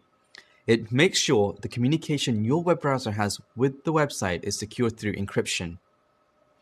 HTTPS is also referred to as HTTP over TLS or HTTP over SSL. This is because there are two protocols that enable us to make our web servers secure. The first is Transport Layer Security Protocol, or TLS, which is the most popular way to keep communication secure over a network. TLS is widely used to keep web browsing secure, but it can be used in a lot of other applications too. We'll do a deep dive into the technical details of TLS in a later course. The second protocol is Secure Socket Layer Protocol, or SSL. It's a way of securing communication between a web server and client, but it's pretty old and insecure, so it's been deprecated in favor of TLS. You may still see its name being used to refer to the TLS protocol, like SSL/TLS. The two protocols are often used interchangeably. In fact, SSL version 3.0 was essentially TLS version 1.0, but TLS's new features and updates have made it more secure than SSL. So if you're managing an organization's website on a server, how do you enable TLS on the server so that the site can be using HTTPS? Well, you need to get a digital certificate of trust from an entity called a certificate authority. The certificate authority grants a certificate to your website saying that it trusts that you control the web server and verifies that you are who you say you are. Once it does that, you can install the certificate on your web server. That way, when users visit your site, they'll see the HTTPS in the URL instead of just HTTP. You'll learn more about certificates and certificate authorities in an upcoming course. For now, think of certificates as a way to verify that something is trustworthy. Security is an integral part of IT, and it's not just the responsibility of security engineers. Everyone should be thinking about security, and all layers of your infrastructure should have a layer of security built upon them. There are lots of other security software that you could add to your IT infrastructure, which we'll dive into the last course. For now, it's a good idea to know the basics of keeping a web server secure with HTTPS. Knowing what I know now, the advice I would give my younger self is to not be afraid to talk to people, because I'm very shy. And I think also, my imposter syndrome tells me, don't look stupid, right? Don't ask dumb questions, don't ask silly questions, don't ask questions at all. And I think what I would tell myself is, do your research, do your reading, teach yourself and educate yourself. Continue to do that, but it will speed up the process so much faster. If you can find somebody you trust to collaborate with, to learn with, and to really find that good mentor, so that as a student you always have somebody that you can lean on. I have imposter syndrome every time I walk in the door. Yeah, every morning. Gosh, I'm going to work at Google. I have a meeting with the following people. I can't believe I'm having a meeting with the following people. And again, I just try hard to focus on what I really want to get out of it, what I want the outcome to be. Because even if it goes spectacularly wrong, I'm still going to have learned something. Once you have a few past you, it's going to feel better. Right? And you're going to understand what the successes look like and how you get them. And you'll be able to repeat those patterns over and over again. But in the end, if you don't like doing that, or the outcomes don't sound interesting to you, find new outcomes, because you will eventually find that thing that really drives you and that you're passionate about.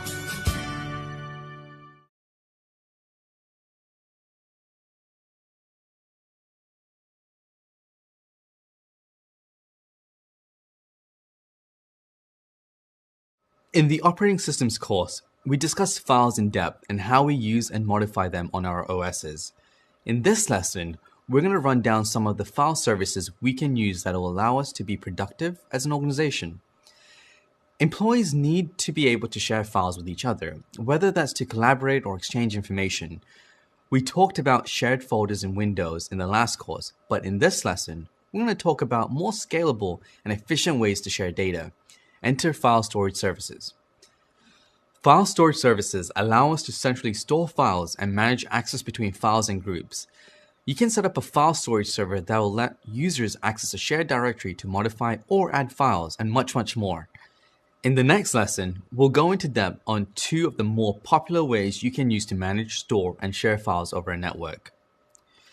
The other way to maintain a file storage service is by using a cloud file storage provider. There are lots of providers that offer secure and easily managed file storage. You can read about some of the more popular ones in the supplemental reading. For now, let's see how to manage a file storage service ourselves.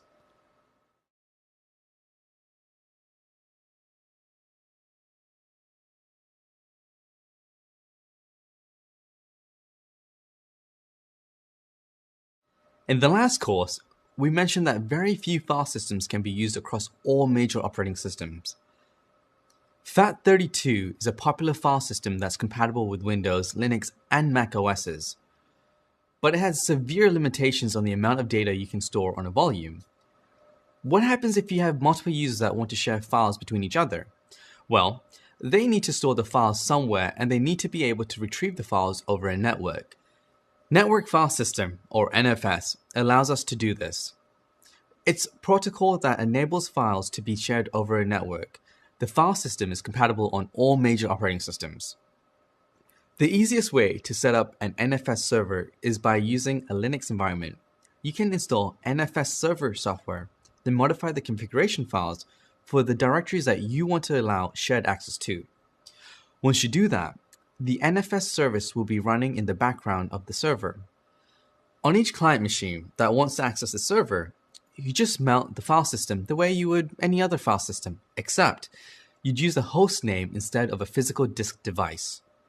From there, you can access the shared directory like you would any other folder on your computer. Check out the next supplementary reading for some examples of NFS server software you can configure for Linux.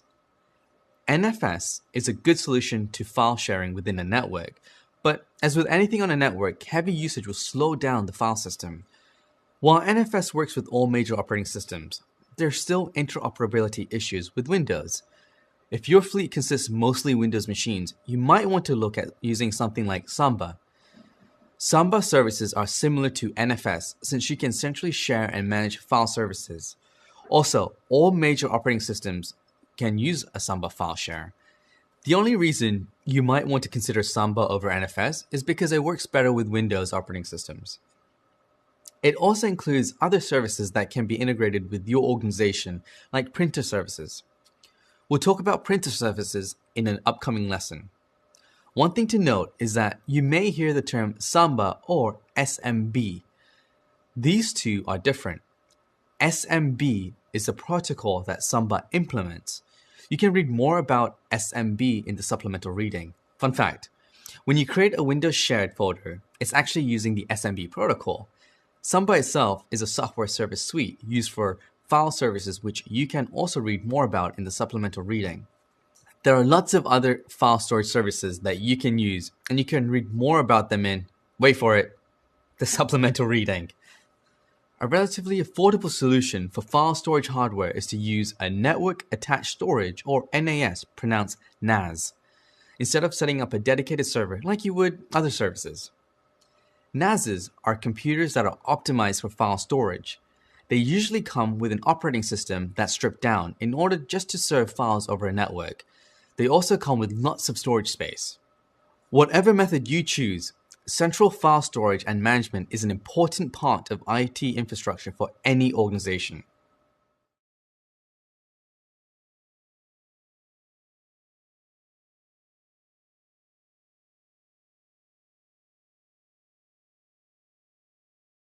I told you we'd cover printing services, and here we are. While our world is moving more and more into the digital space, there are still aspects of our lives that require good old-fashioned paper. Many organizations still use printers, and as an IT support specialist, you have to manage them as you would any other device. If you have a printer at home, you probably connect it directly to your computer.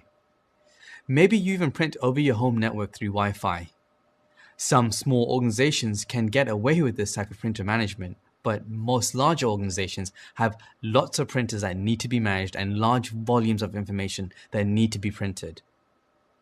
When managing printer IT infrastructure, you need to have a place to centrally manage all your printers. You'll probably be running commercial printers that also can report diagnostics information, like low toner levels. Along with managing printers centrally, you'll also need to be able to deploy printer driver software so that your users can print from their computers. There are a few different ways that printers can be managed. Setting them up really depends on how many printers you have and how many people are in your company. In a small company with less than 100 people, setting up 1 or 2 commercial printers should be more than enough. To set up a print server, all you have to do is install a print service on a server. Most server operating systems already come with the printer service readily available.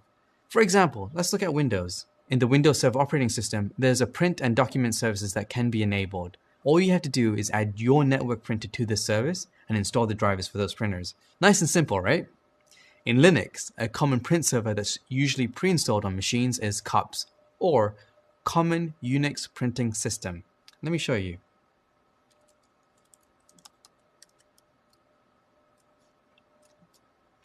CUPS allows you to easily manage printers from a simple web URL. You can read more about both the Windows Print and document services and CUPS in the next reading. When your print server is set up, you need to add the printer to the client machine. Just search by the printer server name, connect to the device, and start printing. There are lots of ways you can optimize this process. When you start learning about directory services, we'll take you through how to set rules up on machines so that the printer and their drivers are automatically installed on a client computer. Another way you can manage printers is by using a cloud service provider. This allows you to manage your printers through a web browser. It also lets your users print through a web browser, so no setup is involved on their machines. Printer setup is pretty easy to do. Most of it depends on what printer service you decide to go with. We've learned a lot about software services in our IT infrastructure, from important communication services to security and now printing. Let's keep charging ahead. In the next lesson, we're going to discuss platform services.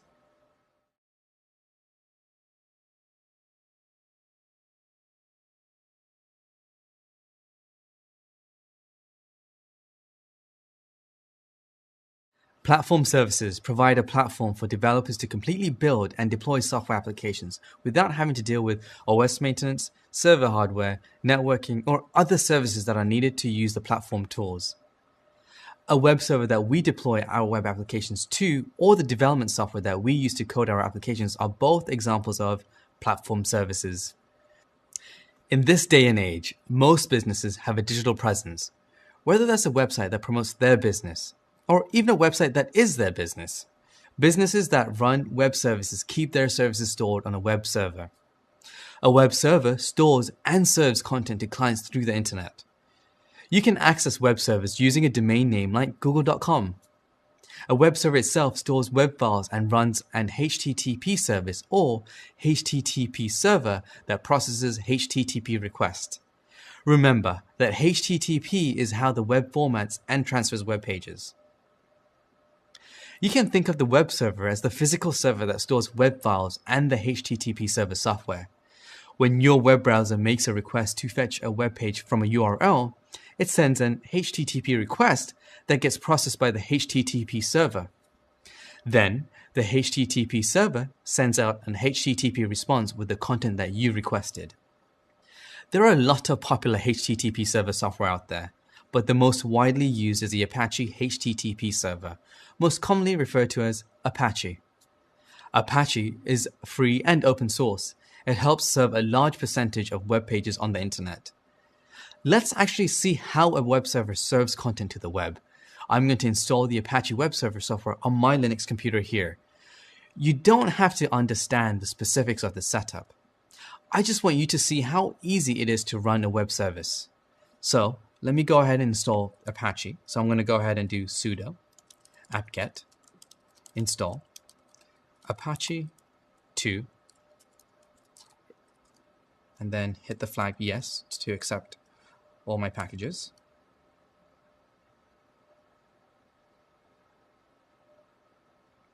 Perfect. Now our web server service is running on our machine. We're actually able to start hosting web content. The machine that we're hosting our content on is, well, this machine right here. Remember that our computer has an IP address that's associated with itself, 127.0.0.1, or a host name of localhost. Localhost itself is reserved for this purpose, so it's not possible to get the domain name localhost. So now that we know our machine's location, let's enter it to the web browser.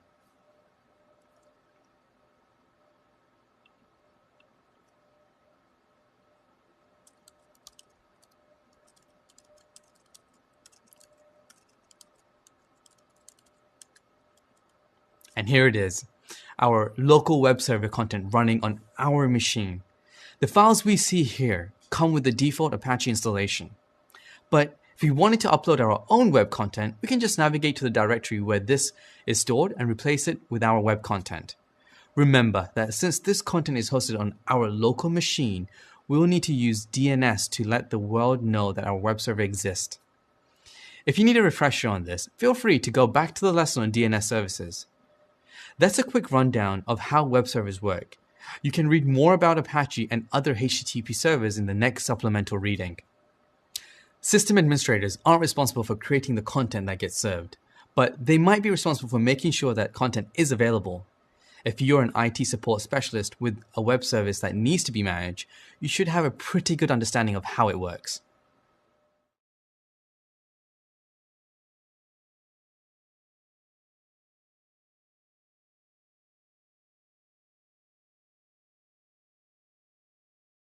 When you run a service that operates on the web, you need to have a web server that serves web pages to clients that request it, like we just covered. But you may also need to store information. Have you ever thought about what happens to your information when you create an account online for a website? Where do they store that info? Do they put it in a folder on a web server? If they do, you need to stop using that service immediately. Customer information, like news articles, videos, large amounts of text, image, or audio files generally get stored in a database. Databases allow us to store, query, filter, and manage large amounts of data. When you build a web product, you'll probably store the data in a database. Database servers consist of database software that's running that you're able to read and write from. Common database systems like MySQL and PostgreSQL are widely used in application and web development and data analytics. These database systems usually require knowledge of special languages or syntaxes to be able to parse and filter through large amounts of data. If you want to dig deeper into database systems, check out the next reading. Administrating and managing a database can be incredibly complex. Losing precious data could cost a company dearly. There's actually an entire job specialization within IT that deals with databases just like that, called database administrators. We won't talk about their role in this program, but if you're interested in learning more, you should know where to look, the supplemental reading.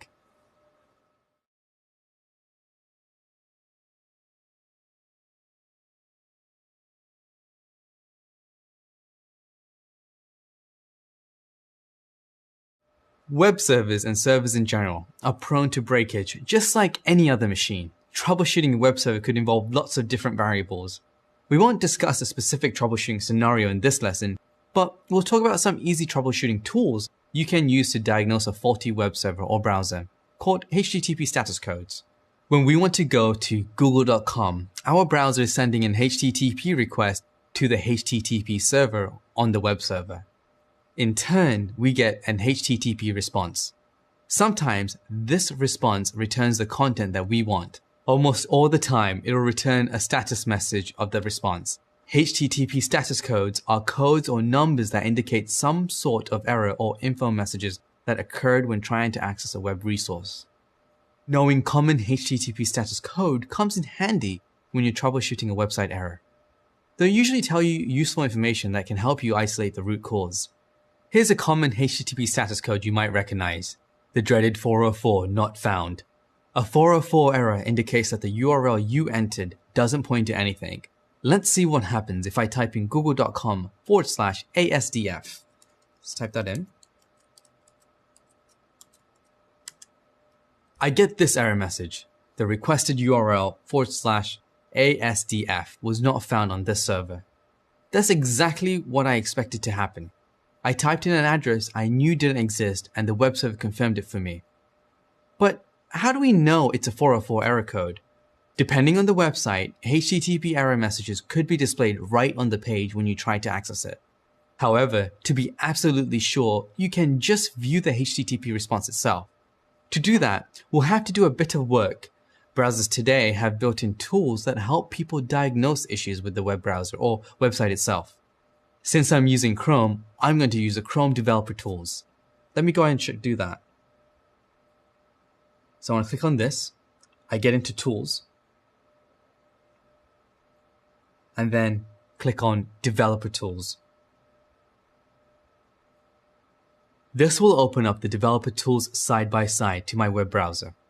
Developer Tools is a great resource for testing and debugging issues with the website or browser. We won't go through this tool though. If you want to learn more, you can check out the supplemental reading. For now, we just want to see the HTTP response code. To get to that, I'm going to go to the Network tab here and refresh my page. If I try to go to google.com/ASDF, I'll see the request I made in the left-hand side here. If I click that, I'll see the status code says 404 not found. Pretty neat, right? HTTP status codes that start with 4XX indicate an issue on the client side. The client tried to do something that it couldn't, like enter a bad URL, access something it wasn't authorized to do, etc. The other common HTTP status codes that you might see start with 5XX. These errors indicate an issue on the server side. The web server that hosts this web content is experiencing issues, and hopefully their server administrators are looking into it. HTTP status codes tell us more than just errors. They can also tell us when our request is successful, which is denoted by the codes that begin with 2XX. HTTP status codes can tell us a lot about an issue with a website. If you encounter one that you aren't familiar with, just look it up. It'll probably tell you exactly what the issue is. For a list of HTTP status codes, take a look at the supplemental reading. Well, you've done it again. You've covered a lot of information in this module about software and platform services. You learned about IT infrastructure services that help a business stay productive, like communication services. You learned about security services that keep information secure between web browsers and servers. You also learned about platform services that are used to deliver applications to users.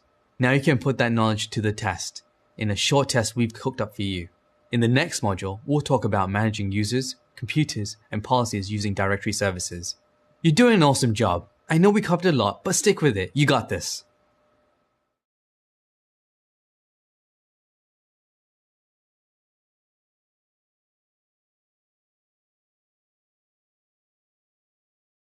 Congratulations! You're almost done covering the essential IT infrastructure services involved in an organization.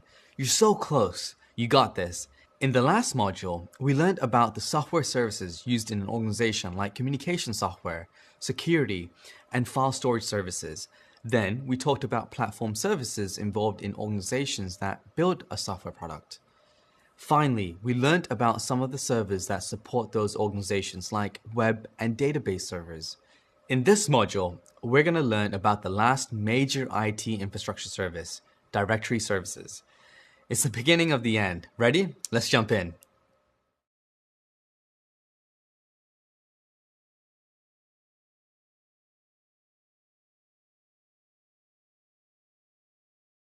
Have you ever looked up someone's phone number in a phone directory? Or used a directory listing at a shopping mall to find a specific store?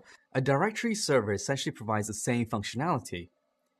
A directory server contains a lookup service that provides mapping between network resources and their network addresses. It's used to organize and look up organizational objects and entities, ranging from things like user accounts, user groups, telephone numbers, and network shares. Instead of managing user accounts and computer information locally on every machine, all that information can be stored on a directory server for easy access and management. The ideal enterprise quality directory server should support replication. This means that the stored directory data can be copied and distributed across a number of physically distributed servers, but still appear as one unified data store for querying and administering. Why is replication important? It provides redundancy by having multiple servers available simultaneously. So there'll be minimal disruption to the service in the event that one of the server explodes. Replication also decreases latency when you access the directory service. By having replicas of your directory server located in each office, you're able to answer directory service queries more quickly. The directory server should also be flexible, allowing you to easily create new object types as your needs change. Access to the information stored in the directory server database should be accessible from a variety of OS types and from the designated areas of the corporate network. Directory services are useful for organizing data and making it searchable for an organization. This is achieved through the use of a hierarchical model of objects and containers. The containers are referred to as organizational units, or OUs, and they can contain objects or more organizational units. This is similar in organizational structure to a file system. OUs are like folders which can contain individual files or objects for a directory service. OUs can also contain additional folders. The management benefits of this structure are pretty clear. Can you imagine trying to keep your music library organized if there was no such thing as subfolders? Crazy! This hierarchical structure can be used to convey additional information about what's stored within. Take your directory structure as an example. You may have an OU called users, which contains all user accounts. Within this OU, there could be additional OUs which represent the actual team structure of your organization. The users OU could contain additional OUs like sales, engineering, and marketing, which include the user account objects for the individuals that belong to these teams. This structure can be used to convey differences between these sub-OUs of users. For example, we could enforce stricter password requirements for members of engineering without affecting sales or marketing. Sub-members inherit their characteristics of their parent OU, so any changes made to the higher level users OU would affect all sub-OUs, including sales, marketing, and engineering. Someone with the responsibilities of a systems administrator, whether that's a system admin or IT support specialist, would be responsible for the setup, configuration, and maintenance of the directory server. This includes the OS itself, on which the directory service would run. Standard OS management tasks are involved here, like ensuring that updates are installed and configuring standard services. Other responsibilities include the installation and configuration of the directory service itself, so installing the service and configuring any related services. If multiple servers are used in a replication setup, this needs to be configured too.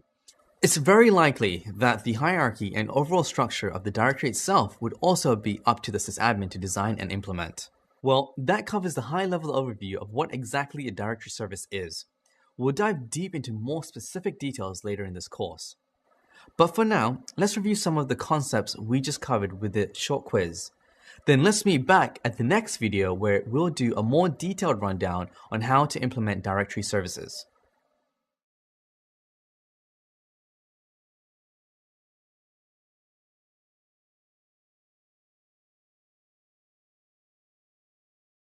Directory services became an open network standard for interoperability among different software vendors. In 1988, the X.500 directory standard was approved and included protocols like Directory Access Protocol or DAP, Directory System Protocol or DSP, Directory Information Shadowing Protocol or DISP, and Directory Operational Bindings Management Protocol or DOP. Alternatives to DAP were designed to allow clients to access the X.500 directory. The most popular of these alternatives was Lightweight Directory Access Protocol or LDAP. Since these are open standards for communication and access for directory services, a bunch of different implementations of these services cropped up. There are offerings from Apache, Oracle, IBM, and Red Hat, but we'll cover two in more detail later in this module. The first is Microsoft's implementation, which is referred to as Active Directory or AD. It has some customization and added features for the Windows platform. There are also open source implementations of directory services using LDAP. A popular example of this is OpenLDAP, which we'll also cover in greater detail. OpenLDAP supports a wide range of platforms like Windows, Unix, Linux, and various Unix derivatives. In addition to the server software, there are also client tools used for accessing and administering a directory server. Microsoft offers Active Directory Users and Computers, or ADUC, which works well with Microsoft's Active Directory Server. There are also other more open tools that can be used to interface with a lot of other directory server implementations. Along with clients for administering and managing a directory server, there are also client applications that can interface with and query a directory server. All major OS platforms support integrating into a directory server for login and authentication purposes. The advantage here is that this allows for centralized management of user accounts. We'll cover the details of centralized management in the next lesson, so don't worry too much about that right now. When looking at specific implementations for your directory server, you'll want to consider OS support. Not just the server that will be running the directory service itself, but also what OSs your client fleet runs and the compatibility or support for your directory services. You can read more about why this is important in the next reading.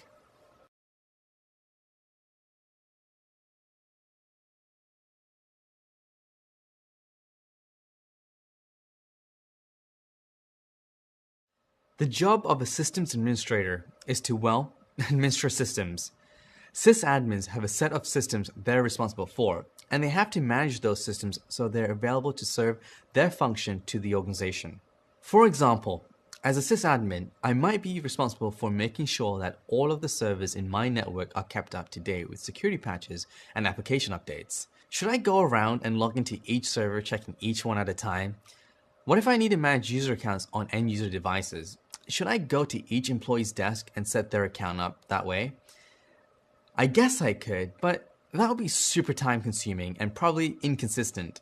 Instead, what I want to do is use centralized management, a central service that provides instructions to all of the different parts of my IT infrastructure. Directory services are one of these services. Remember in earlier lessons when you created accounts and gave them access to resources on your computer? Imagine that you work for an organization that has dozens, hundreds, or even thousands of computers and people who use them. You can't possibly go into each of those computers to set them up. Directory Services provides centralized authentication, authorization, and accounting, also known as AAA. When computers and applications are configured to use Directory Services for AAA services, decisions about granting or denying access to computers, file systems, and other IT resources are now centralized.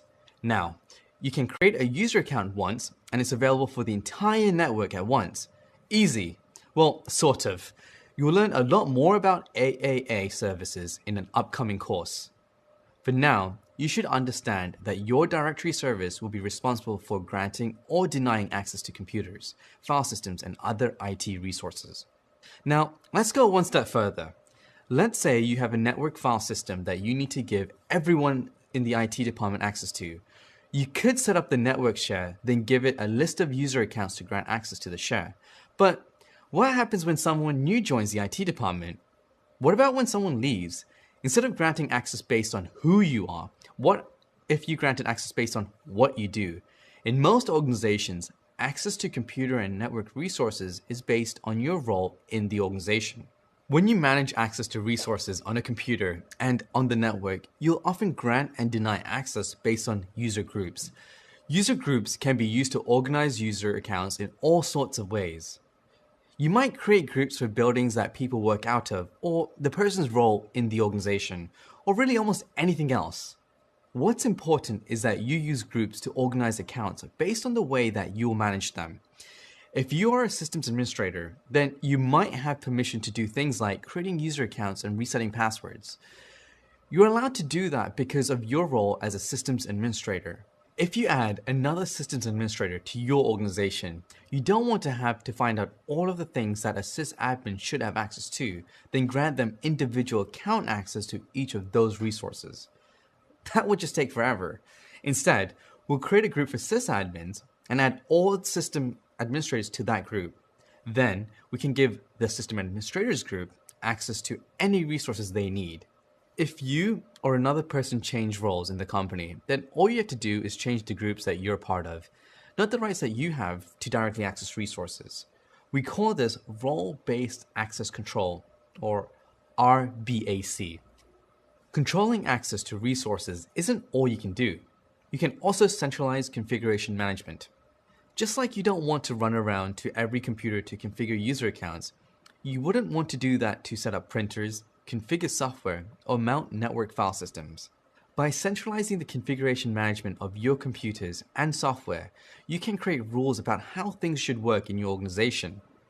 There are many ways to centralize your configuration management. An easy way to get started is with as simple a tool as logon scripts that run each time someone logs on to a computer.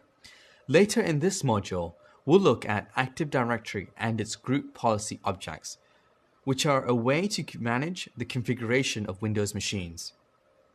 There are also dedicated configuration management frameworks like Chef, Puppet, or SCCM that can be used for super simple or super powerful configuration management. These are outside the scope of this module, so check out the supplemental reading right after this video for more information.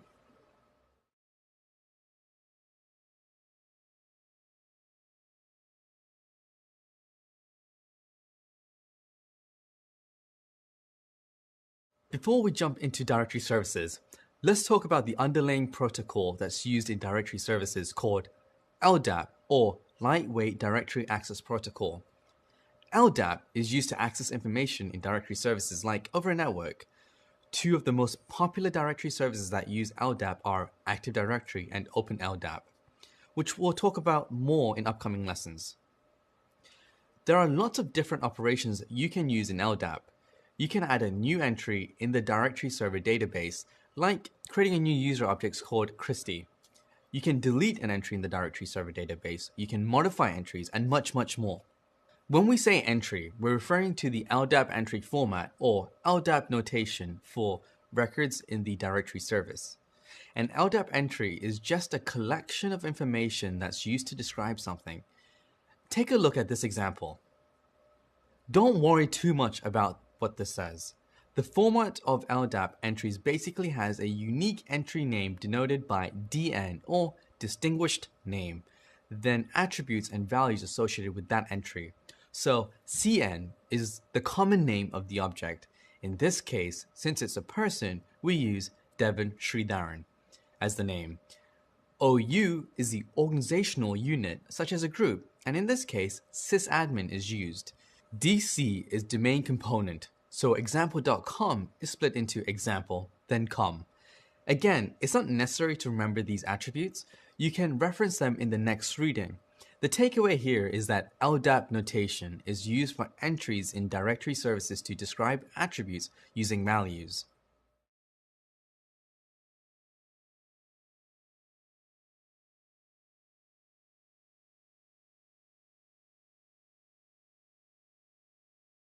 If you were around when phone books were used, you might remember that these big old books contained the names, addresses, and phone numbers of people in your neighborhood or community who wanted their information to be publicly listed. This is way different from the phone book or contact list you have in your mobile phone. The people who are in your contacts directory gave you their phone numbers for your use only. When using LDAP, there are different authentication levels that can be used to restrict access to certain directories, similar to those big public phone directories or those private mobile phone directories. Maybe you have a directory that you want to make public so anyone can read the entries in the directory, or maybe you just want to keep that data private to only those who need it. We'll discuss how LDAP does this authentication and what methods it uses.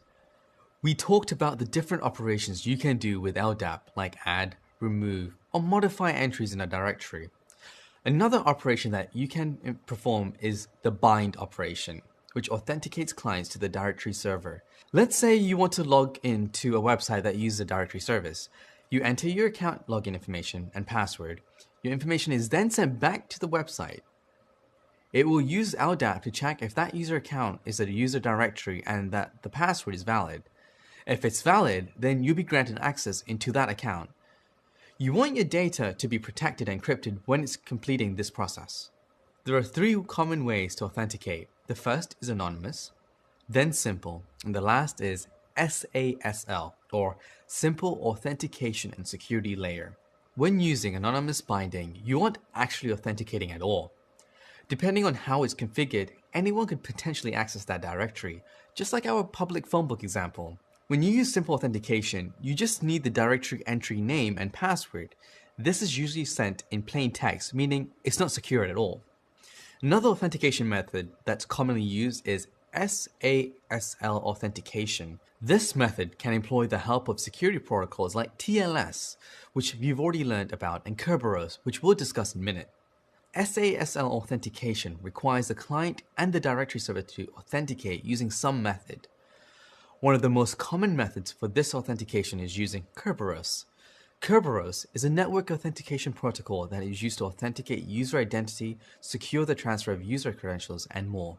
Kerberos by itself can be a complex topic that we'll revisit in the IT security course. If you want to learn more about Kerberos right now, you can check out the supplemental reading right after this lesson. Once the client has successfully authenticated with the LDAP server or directory service, the user will be authorized to use whatever access levels they have. In the next few lessons, we're going to go dive deeper into two of the most popular directory services that use LDAP, Active Directory and OpenLDAP. The hardest part of my career has easily been joining Google. I joined in 2002 when the company was quite small. All men, for the most part. I was the only woman in the room most of the time. And the way I got through it was to find that thing that I wanted to be the expert at, find the thing I wanted to achieve, and to really focus on that every day. Break it down into small pieces, celebrate your milestones when you hit them. And then at the end, I had achieved something that no one else in the team could have. They had all tried, and I was the one who got it done. And so I get to sort of reflect on that occasionally and think, oh yeah, I did that. Every time a packet passes between an end user's computer and Google, it crosses a barrier that I put in place for the first time. So I got more and more interesting projects, and people began to rely on me more.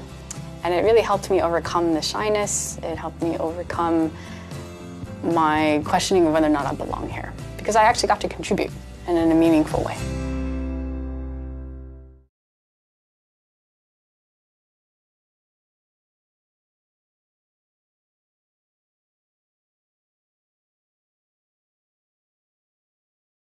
Welcome back. In this lesson, we'll learn more about Active Directory, or AD, the native directory service for Microsoft Windows. Active Directory has been used to centrally manage networks of computers since it was introduced with Windows Server 2000. If there are computers running Windows in your organization, then AD probably plays a huge role.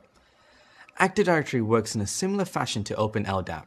It actually knows how to speak the LDAP protocol and can interoperate with Linux, OS X, and other non-Windows hosts using that protocol. When you use Active Directory to manage a fleet of Windows servers and client machines, it does a lot more than just provide directory services and centralized authentication. It also becomes the central repository of group policy objects, or GPOs, which are ways to manage the configuration of Windows machines. We'll show you how to do this later in this lesson. Now, let's take a look at a typical Active Directory domain and see what it contains. Active Directory administration relies on a whole suite of tools and utilities. We're going to use a tool called the Active Directory Administrative Center, or ADAC. ADAC is a tool that we'll use for lots of the everyday tasks that you'll learn in this course. It's great for getting work done and for learning how things work behind the scenes, as you'll see. Remember that, much like file systems, directory services are hierarchical. Everything that you see in Active Directory is an object. Some objects are containers, which can contain other objects. Several of the default containers are just called containers, and they serve as default locations for certain types of objects. Another type of container is called an organizational unit, or OU, which we talked about in an earlier lesson. You can think of an OU like a folder or directory for organizing objects within a centralized management system. Ordinary containers can't contain other containers, but OUs can contain other OUs. That's a little confusing, so to show you the hierarchical structure of AD better, I've clicked this button over the left-hand pane to switch ADAC to tree view. There are lots of things listed here. ADAC tells us what kind of object each of these are and gives us a description for some of them. We're not going to work with all of these, but we want to call out some parts of the directory that are more common to work with. The very first node in this tree is our domain. A domain will have a short name like example and a DNS name like example.com. Objects, particularly computers in the domain, will be given a DNS name that lives in the domain's DNS zone. There's actually one level of hierarchy above a domain that we don't see in this tool, and that's a forest. If you look at the logical shape of a domain, it looks like a tree, so the name even makes sense. A forest contains one or more domains. Accounts can share resources between domains in the same forest. In our example environment, example.com is the only domain in the forest. The next example that we'll look at is computers. This container is where new AD computer accounts are created. So if I go here, you can see my computers. Computer accounts are created when a computer is joined to the AD domain. The next thing that we'll look at is domain controllers.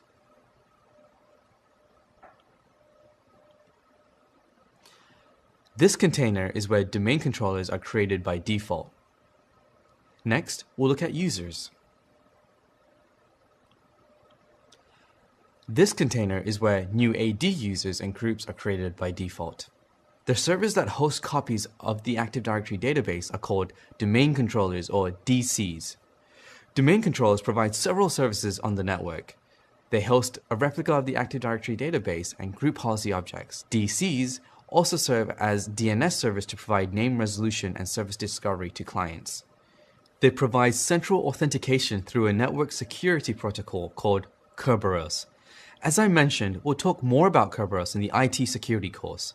For now, what you should understand is that domain controllers get to decide when computers and users can log onto the domain. They also get to decide whether or not they have access to shared resources like file systems and printers. This allows system administrators to make changes to the network really quickly and easily. If someone new joins the organization, sysadmins can create a user account for them, and almost immediately, every device on the network knows who that person is. If someone changes jobs in the org or leaves, a sysadmin can disable or delete their account, and within seconds their access to devices adjusts. It's common for most domain controllers in the Active Directory network to be the read-write replicas. This means that each have a complete copy of the AD database and are able to make changes to it. Those changes are then replicated to all other copies of the database on other DCs. Replication is usually quick, and the last change wins in almost all cases. This isn't perfect, but it works for most tasks. Some changes to the AD database can only be safely made by one DC at a time. We task those changes to a single domain controller by granting it a flexible, single, master operations, or also known as FISMO role. We won't go into depth here on the nitty-gritty details around what each of these FISMO roles are responsible for and how they operate, but you can check out the next reading for more. If your job will involve domain controller management, you'll need to understand how to assign FISMO roles and recover from DC failure. In order for computers to take advantage of the central authentication services of AD, they have to be joined or bound to Active Directory. Joining a computer to Active Directory means two things. The first is that AD knows about the computer and has provisioned a computer account for it. The second is that the computer knows about the Active Directory domain and authenticates with it. From that point forward, the computer can authenticate to Active Directory just as any users who log onto the computers are able to.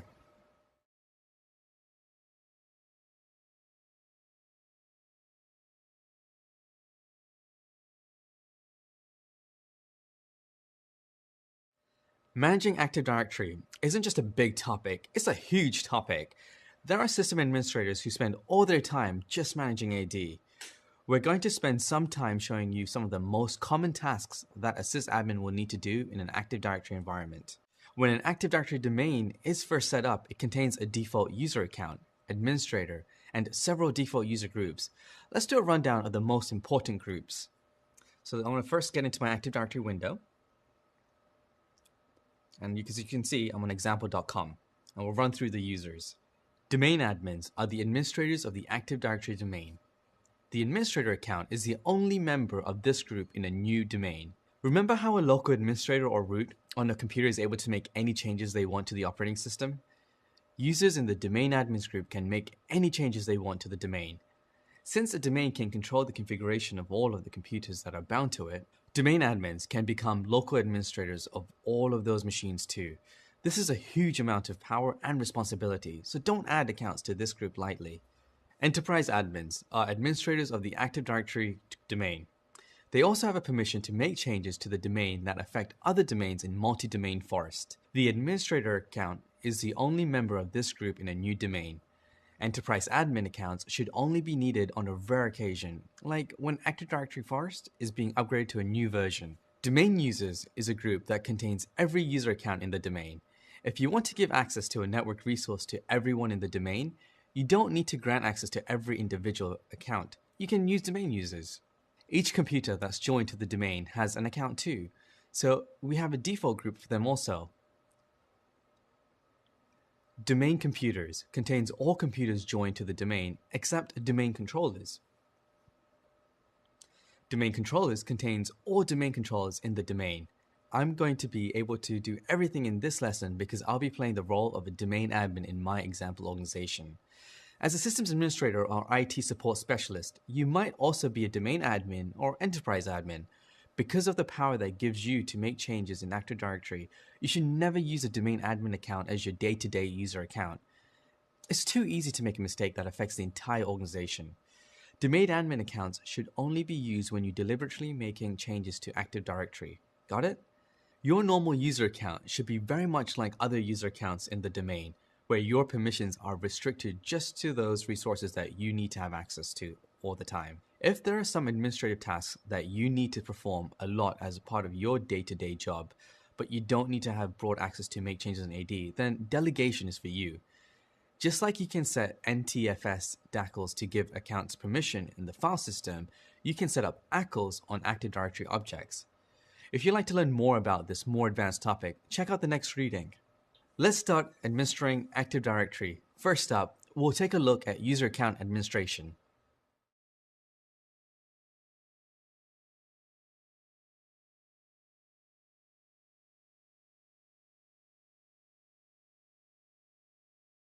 If you have systems administrator responsibilities, you might be involved in joining machines to the Active Directory domain. Remember from our introduction to AD that computers can be joined or bound to Active Directory. Joining a computer to Active Directory means two things: that AD knows about the computer and has provisioned a computer account for it, and that computer knows about the Active Directory domain and authenticates with it. Over here, I'm logged into a Windows computer that isn't joined to a domain. This is called a workgroup computer. The name comes from Windows workgroups, which are a collection of standalone computers that work together. Windows workgroups aren't centrally administered, so they become harder and harder to manage as the size of the network grows. We want central administration and authentication in our network, so let's join this computer to the domain. Let's look at the GUI for this first, then PowerShell. So I'm going to go ahead and click Computer, then System Properties. As you can see, this computer is under a workgroup. So what we need to do is we need to join this machine to the domain. To do that, I'm going to go ahead and click Change Settings. Click on Change. In the Computer Name and Domain Changes window, you can see the computer can either be a member of a domain or a workgroup, but not both at the same time. So I'm going to go ahead and select the domain right here. And I'm going to go ahead and enter our domain name, which is example.com. Now, when I click OK, this computer will reach out on the network to find a domain controller for my AD domain. Once it finds the DC, I'll be asked for a username and password to authorize the computer to be joined to the domain. So I put in my domain admin username and password, which I'm going to do right now.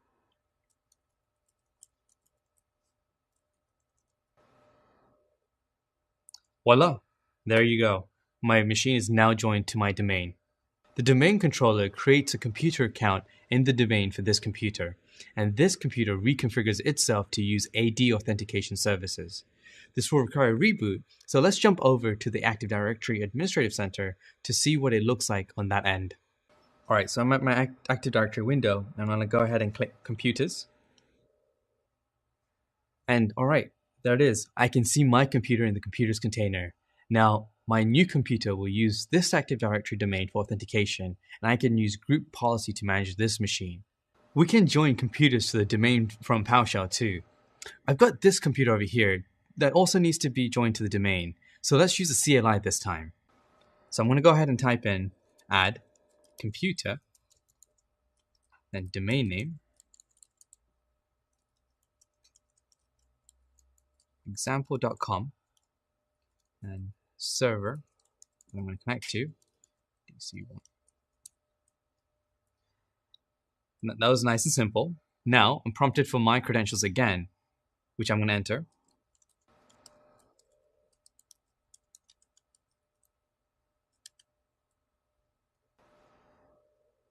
And that's it.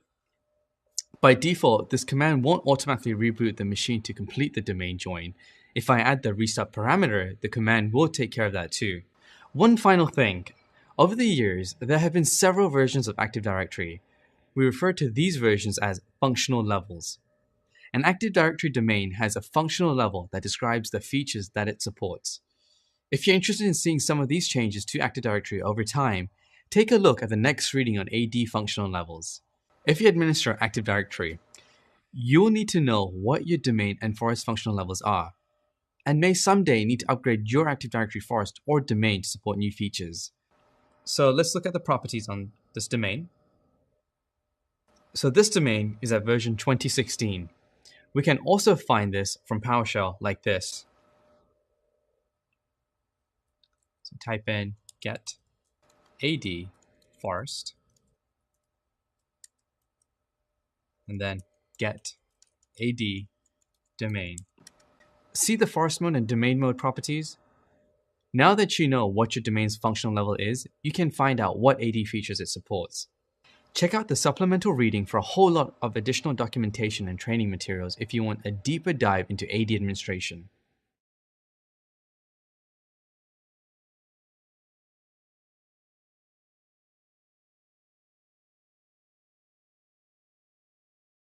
Alright, now that we've joined all these computers to our domain, what are we going to do with them? In this lesson, we're going to talk about how to use Active Directory group policy to configure computers and the domain itself. Like we mentioned before, directory services are databases that are used to store information about objects. The objects represent things in your network that you want to be able to reference or manage. One of these object types in AD is Group Policy Object, or GPO. What's a GPO? It's a set of policies and preferences that can be applied to a group of objects in the directory.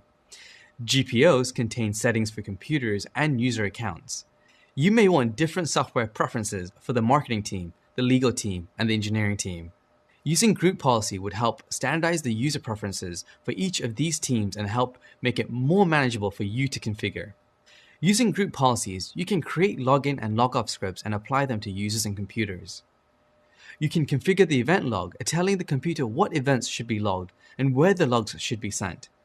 You can say how many times someone can enter the wrong password before their account is locked. You can install software that you want to be available and block software that you don't want to run. You heard the boss. And this is just the beginning.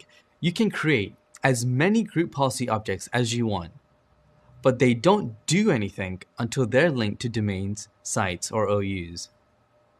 When you link a GPO, all of the computers or users under that domain, site, or OU will have that policy applied. You can use other tools like security filtering and WMI filters to make group policies apply more selectively. We'll get into that a bit. A group policy object can contain computer configuration, user configuration, or both. These are applied at different times. Computer configuration is applied when the computer signs into the Active Directory domain. This will happen each time the computer boots into Windows, unless it's disconnected from the network at the time it's booted up. User configuration is applied when a user account is logged onto the computer. In each case, once a GPO is in effect, it's checked and enforced every few minutes. Remember when I said that GPOs contain policies and preferences? What's the difference? Policies are settings that are reapplied every few minutes and aren't meant to be changed even by the local administrators. By default, policies in the GPO will be reapplied on the machine every 90 minutes. This ensures that computers on the network don't drift from the configuration that system administrators define for them. Group policy preferences, on the other hand, are settings that, in many cases, are meant to be a template for settings. System administrators will choose settings that should be the default on computers that apply the GPO. But someone using the computer can change the settings from what's defined in the policy, and that change won't be overwritten. How do domain-joined computers actually get their GPOs? When a domain-joined computer or user signs into the domain by contacting a domain controller, that domain controller gives the computer a list of group policies that it should apply. The computer then downloads those policies from a special folder called sysvol that's exported as a network share from every domain controller. This folder is replicated between all of the domain controllers and can also contain things like login and logoff scripts. Once the computer has downloaded its GPOs, it applies them to the computer. We won't get into too much detail about the sysvol folder, but I've included links to more information in the next reading. Lastly, many policies and preferences in GPOs are represented as values in the Windows registry. The Windows registry is a hierarchical database of settings that Windows and many Windows applications use for storing configuration data.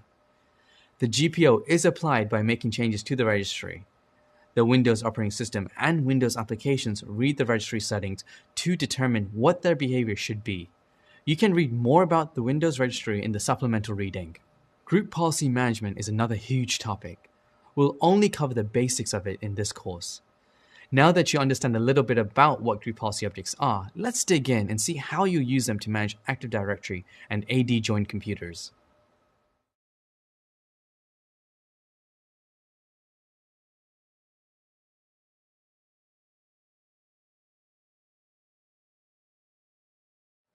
The most important tool we'll use for creating and viewing group policy object is called the Group Policy Management Console, or GPMC.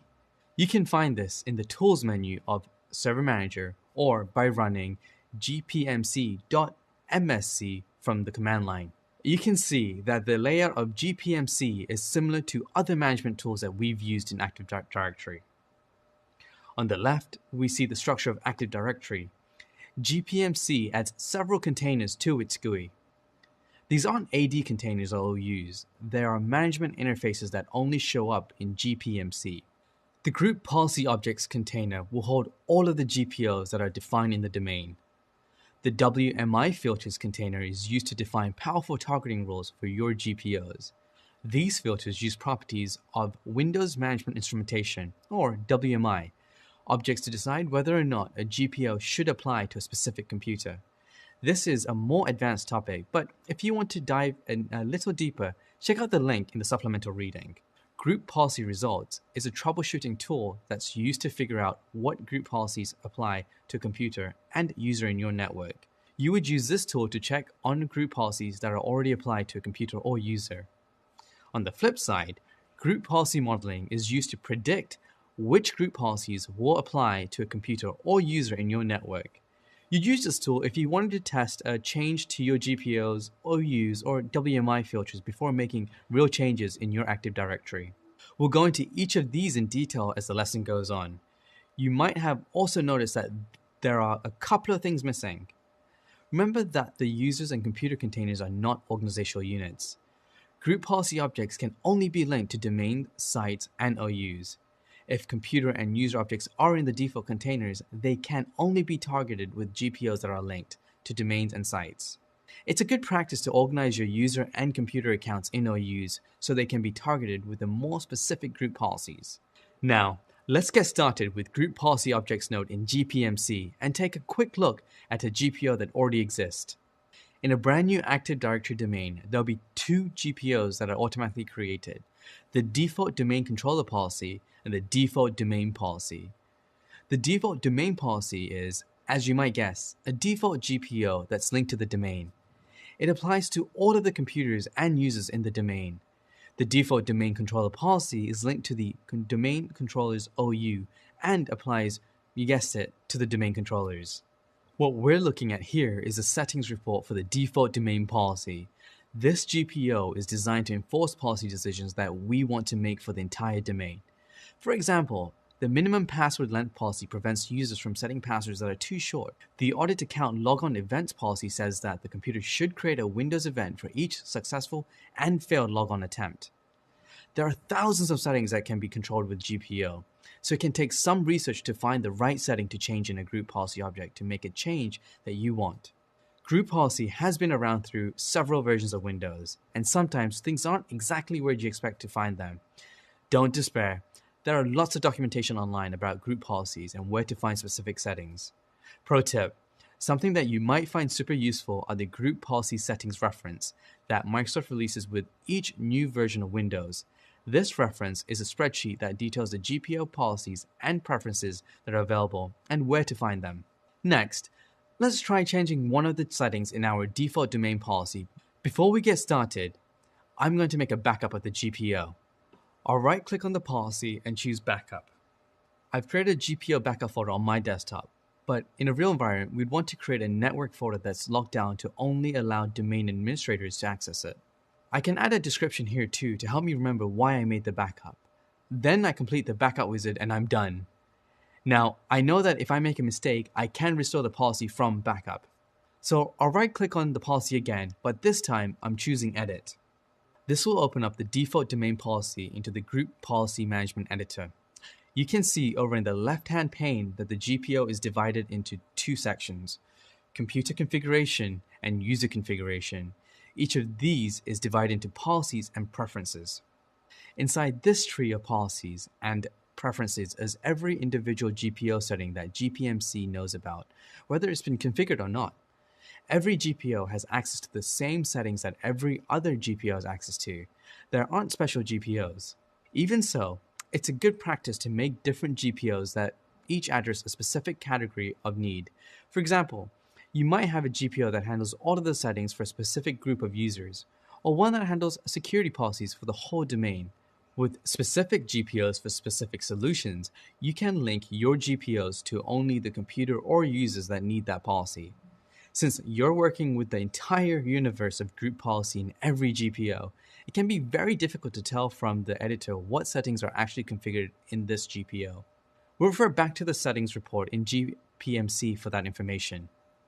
It looks different, but you might notice that the settings report is laid out in the same hierarchical fashion as the GPO editor. I can see that the account lockout threshold is configured to 0 in valid logon temps.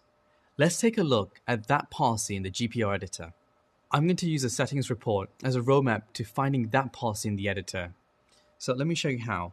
I'm going to go ahead and right-click Default Domain Policy, hit Edit, and I'm going to have this to the side so we can look at our roadmap. So as you can see, Computer Configuration. So I click Computer Configuration, then click Policies, click Windows Settings.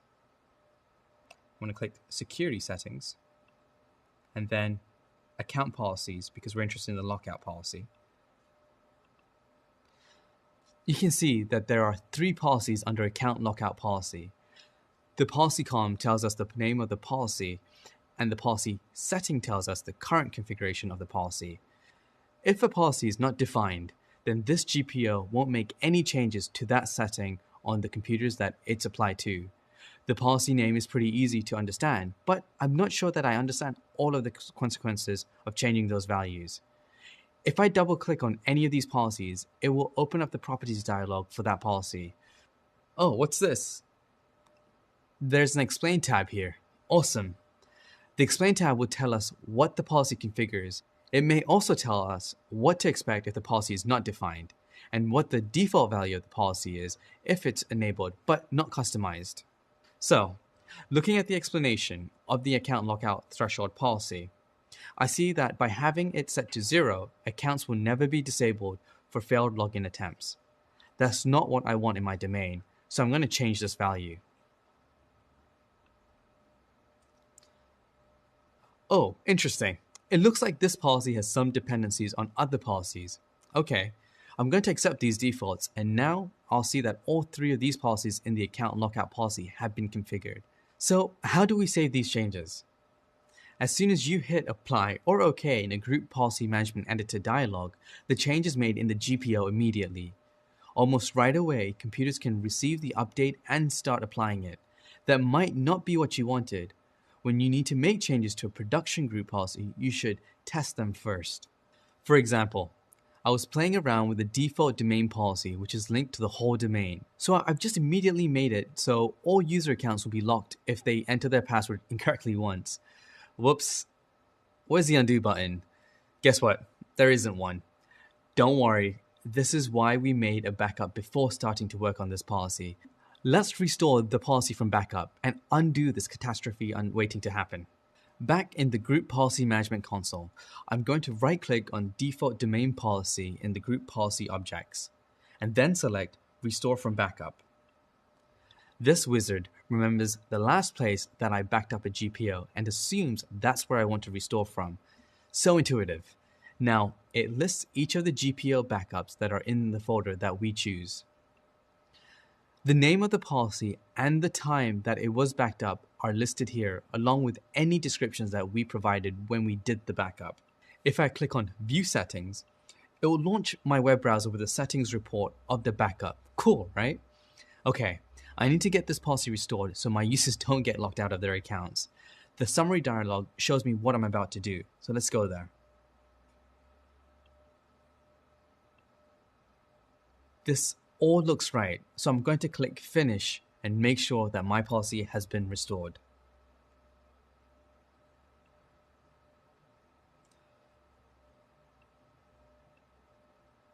Perfect. My backup has been restored and my mistake has been undone. As you've seen in this example, before making changes to a GPO, you should always back it up. But what's another way I could have prevented this mistake? That's right, I could have tested my changes. There are lots of ways to do this. I'll summarize some simple steps here and provide additional documentation in the supplemental reading. Some organizations will have established best practices for testing GPO changes in their environment. If that's the case, then you should follow those standards. You might need to follow a change management process too, in order to notify others in the organization about the changes that you are about to make. What I'm going to show you is just one way of adding some safety to GPO changes. Let's say I have a GPO called example policy. Good name, right? I want to make changes to example policy, but I want to test the changes first to make sure that I don't break production machines. First, I set up a testing OU that contains test machines or user accounts. If example policy is usually linked at example.com finance then computers, then I can create example.com finance computers test and put testing machines in the test OU. This lets the test machines keep all of the existing production GPOs, but gives me a place to link a test GPO that will override production. Let me go and show you how I do that. So I'll click example, click new, click OU, then type in finance, then click OK. Then create another OU for my computers.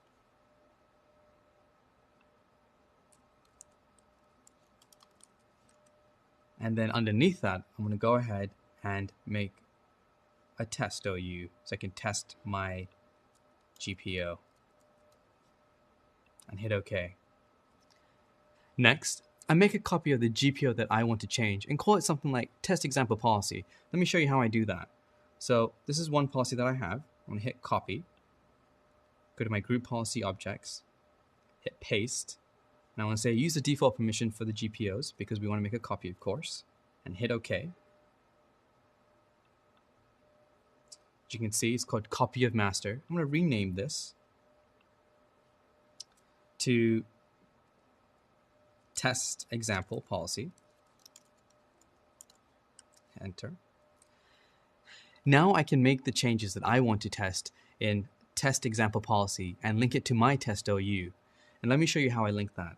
I'm going to go into my OU finance, computers, and then test, right click test, and then I want to say link an existing GPO, which is going to be my test example policy right here, and then hit OK. After I confirm that my changes work the way that I expected, I can make a backup of the test policy, then import the backup of test example policy to the production example policy. This makes some extra work for me since I'm a systems administrator, but I also benefit from added safety and peace of mind. By testing my changes on a copy of the GPO on test machines, I make it much harder to accidentally break production machines. Your organization might be using Advanced Group Policy Management, or AGPM, which is a set of add-on tools from Microsoft that give you some added revision control abilities in GPMC. If you do use AGPM in your organization, you should follow best practices for GPO version control using AGPM. I've included a link to those best practices in the next reading. We've edited a GPO and seen some ways to make editing GPO safe. Now, we need to know a bit more about how to understand all of the policies that are applied to a specific machine or user account. Next up, GPO inheritance and precedence. I'll see you there.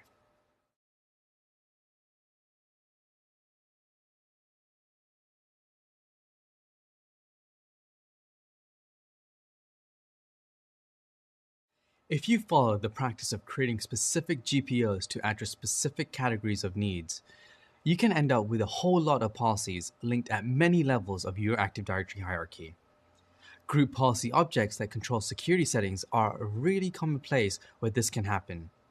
Systems administrators are responsible for protecting the security of the IT infrastructure. So, it's a good practice to create a very restrictive GPO that uses very secure, conservative security policies and link that to the whole domain. This gives you a secure default policy. But some users or computers might not be able to do what they need to with those very conservative policies in place.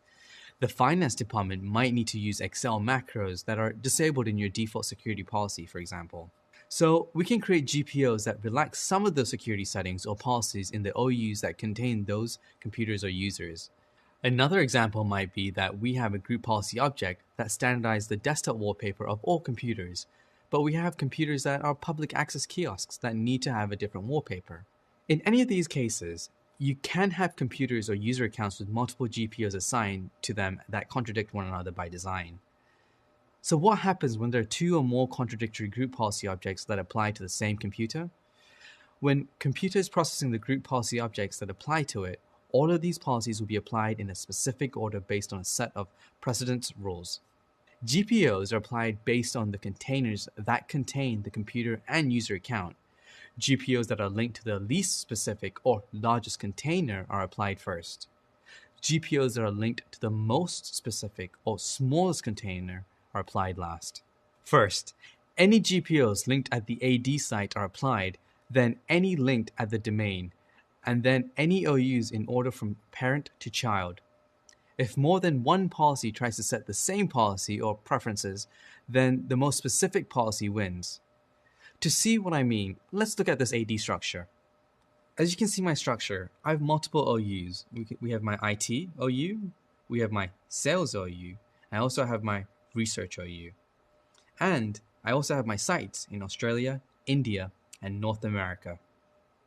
If you have a computer in the India site and the example.com sales computer OU, then Active Directory would apply group policy objects that are linked to the India site, the example.com domain, the sales OU, and the computers OU in that order. That's not all though. You can actually link multiple GPOs to the same container. How does AD decide which order to apply the GPOs in, if there are more than one in a container? Each container has a link order for the GPOs that are linked to it. So let's look at our sales OU. The sales OU in our example domain has a GPO for network drive mapping and a GPO for configuring network printers. The link order of each policy determines which GPO takes precedence. The highest number is the lowest ranked GPO, so its settings are applied first. Network printers, sales is applied first, and network drives, sales is applied last. If anything, the network drive policy contradicts the network printer policy, then the drives policy wins out.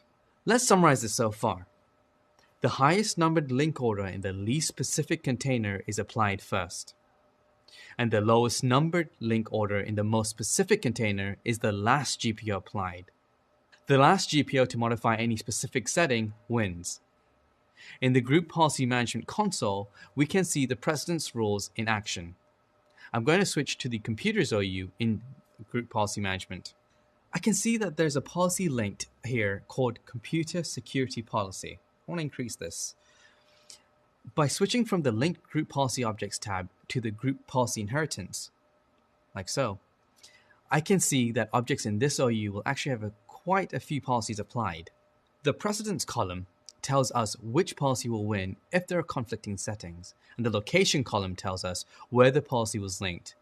You might have noticed that there are no site link policy listed here. That's because you can have computers from many different AD sites in the same OU. So, site-based GPO links aren't represented in this summary. When you add all of the group policies together for a specific machine and apply precedence rules to them, we call that the resultant set of policy, or RSOP, for that machine. When you're troubleshooting group policy, you'll often compare an RSOP report, pronounced RSOP, to what you expect to be applied to that computer. There are a lot of ways to get an RSOP report.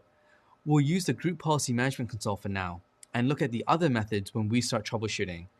Let's check on what group policy objects will apply when one of our sales staff logs onto their computers. I'll right-click on the Group Policy Results node in GPMC and select Group Policy Result Wizard. So let me go and do that. This wizard will walk me through generating a resultant set of policy report for the computer and user of my choice. The computer that I'm using to run this report will make a remote connection to that computer and ask it to run the report. The report will then be visible in my local GPMC. I'd like to see the RSOP when Emmett is logged into his computer, which is Emmett PC01. Let me go and do that. So I'm going to hit next, and I'm going to search for his computer. So I'm going to hit another computer, hit browse, and I'm going to type in Emmett PC01 and hit OK. The group policy results in Wizard is super simple. First, I enter EmmetPC01 as a computer that I want to run the report on. By default, the wizard will only run an RSOP report for computer configuration. Since I want to see the user configuration for Emmet2, I'll select display policy setting for him, which is actually already selected by default. So what we're going to do is we're going to hit next, and it's going to take us to the summary of selections. And then we're going to hit next, and to generate the report, we hit finish. You can only select users from this list who've already logged on to this computer in the past. That's it. I'll review my selection in the summary dialog, then finish the wizard. I'm left with a new item under the group policy resultant node in GPMC, and it contains a resultant set of policy report that I just requested. Great. This RSOP report contains everything that we need to understand what policies apply to a computer or user. It includes a whole lot of detail about where the computer and user are located in AD, what their security group memberships are, and more. I'm going to set that aside for the moment and focus on the settings sections of the report, which I'm going to scroll down to. This looks a lot like the information you see in the settings tab of a GPO, but instead of only showing you the settings modified by a single GPO, you can see the combined effect of all of the applied GPOs. The winning GPO column tells you which GPO ultimately took precedence for each policy and preference. Amazing, right? Remember, I'm making a remote request from my group policy management console to Emmet's PC01 to run this report. There are a bunch of reasons that this could fail to work. Emmet PC01 may be powered off. It could be disconnected from the network or have firewall rules that prevent me from running the report remotely. If I'm not a local administrator on the machine, I won't be able to run the report. In any of these cases, if I need that RSOP report for troubleshooting, I might have to run commands locally on Emmet's PC01. We'll cover additional troubleshooting techniques in a future lesson.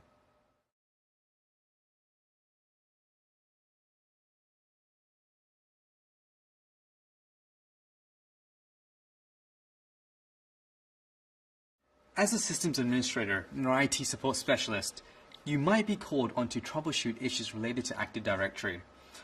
Let's go through some of the most common troubleshooting tasks that you may encounter. This lesson will introduce you to tools that will help you troubleshoot these scenarios. Keep in mind, these are only examples. Since we're working with complex systems, there are lots and lots of ways for things to not work. Your greatest tool is to learn about these systems and understand how they function. Thoughtful troubleshooting and research are your friends. One of the most common issues you might encounter is when a user isn't able to log into their computer or isn't able to authenticate to the Active Directory domain.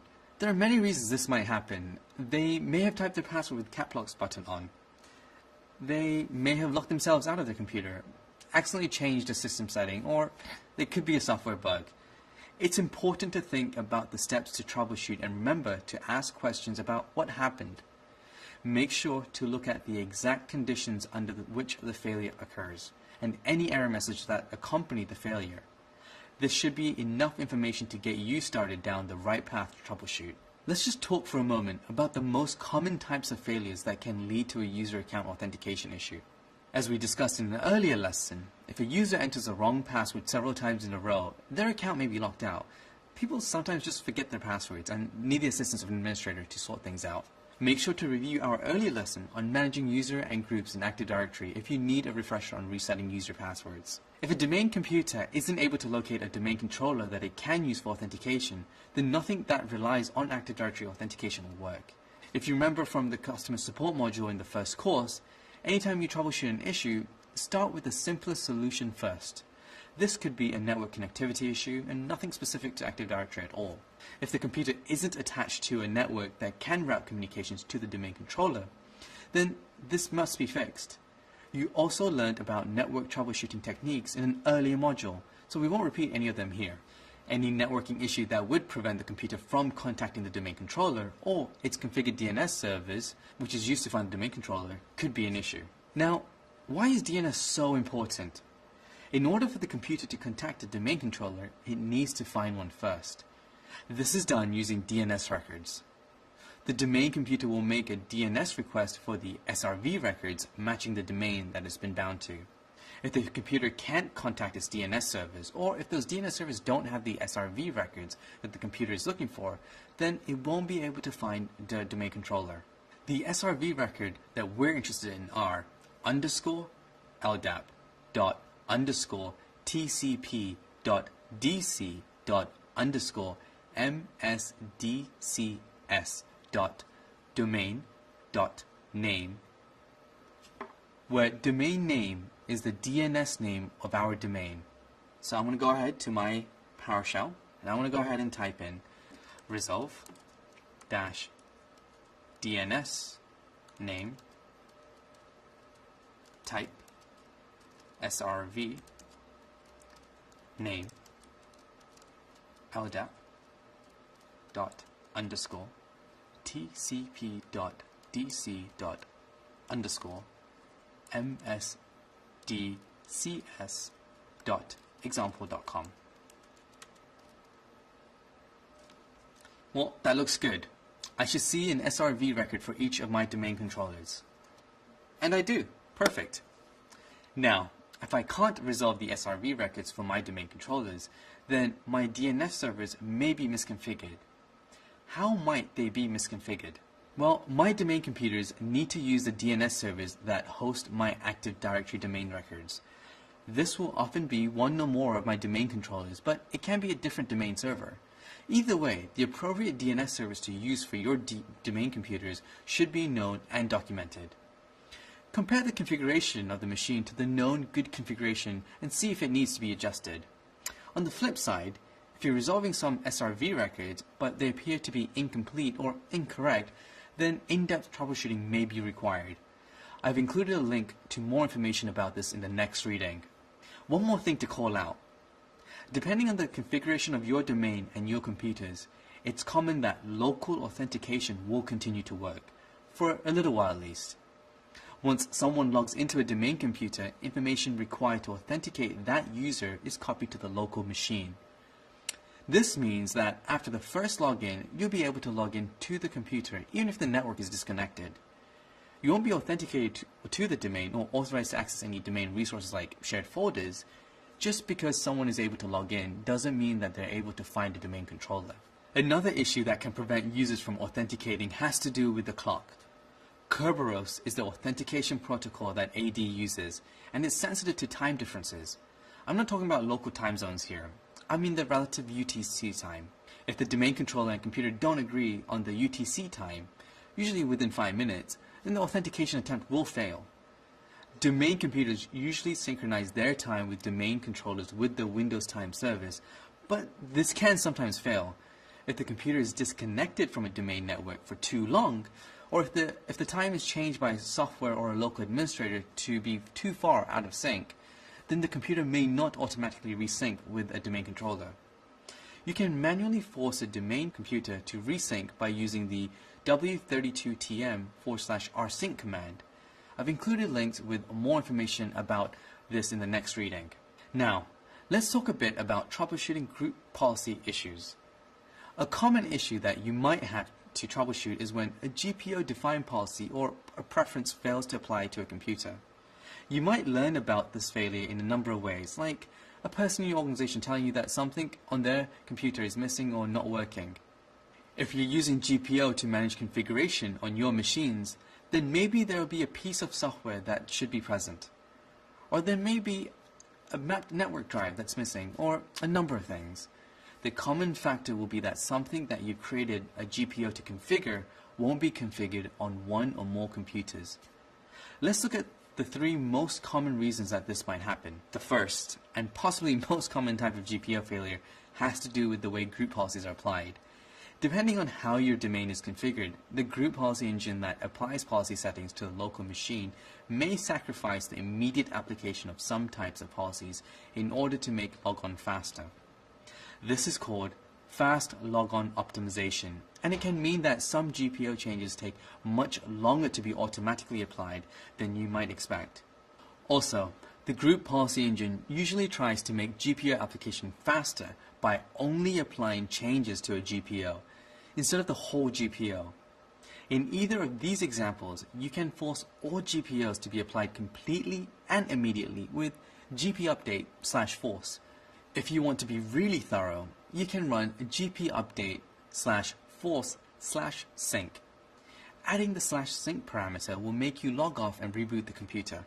Some types of group policy can only run when the computer is first booted, or when a user first logs on.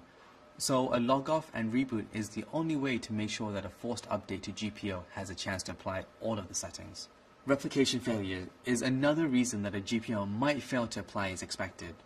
Remember that when changes are made to Active Directory, those changes usually take place on a single domain controller. Those changes then have to be replicated out to other domain controllers. If replication fails, then different computers on your network can have different ideas about the state of directory objects, like group policy objects. The logon server environment variable will contain the name of the domain controller that the computer used to log on. Remember that you can see the contents of the variable with this command in PowerShell, which is $environment:\logon server. It shows me DC1. You can also get the same results using command prompt, which uses %logon server %. Knowing which domain controller you're connected to is useful information to have if you suspect a replication issue. From the Group Policy Management console, we can check on the overall health of the group policy infrastructure. I'm going to select my domain and take a look at the Status tab. This tab will summarize the Active Directory and sysvol replication status for the domain. It may be showing a result from a recent test, so I'm going to force it to run a new analysis by clicking on Detect Now. What we want to see is that all of our domain controllers are listed under domain controllers with replication in sync. If they are, then we can be sure that there are no replication issues that will affect our group policy objects. If we do see any domain controllers in the domain controller with replication in progress list, then we may have a replication issue. Depending on the size and complexity of your Active Directory infrastructure and the reliability and throughput of the network links between your AD sites, it's possible for a replication to take a few minutes to complete. If replication doesn't complete in a reasonable amount of time, you may need to troubleshoot Active Directory replication. In the supplemental reading, you'll find a handy guide to help you through this more advanced topic. We've focused on the simplest cases for managing group policy, but the reality is that controlling the scope of a group policy object can get super complicated. Take a look at the supplemental reading to learn more about this topic too. If you're trying to work out why a particular GPO isn't applying to a computer, the first thing to do is to run the resultant set of policy, or RSUB. You can use the Group Policy Management console like we did in an earlier lesson, or you can run a command on a computer directly to generate the report. The gpresult command will help us out there. If I run gpresult/r, you can see that I get a summary report in my terminal. Let me go ahead and show you that. So I'm switching to my PowerShell. gpresult/r. The report's being created, and I get this report. If I want the full report, like I get from my GPMC, I can run gpresult/h-filename.html. I want to do gpresult/h and then test.html. This will give me a report that's an HTML web page that I can open in my browser. So let me go and get that.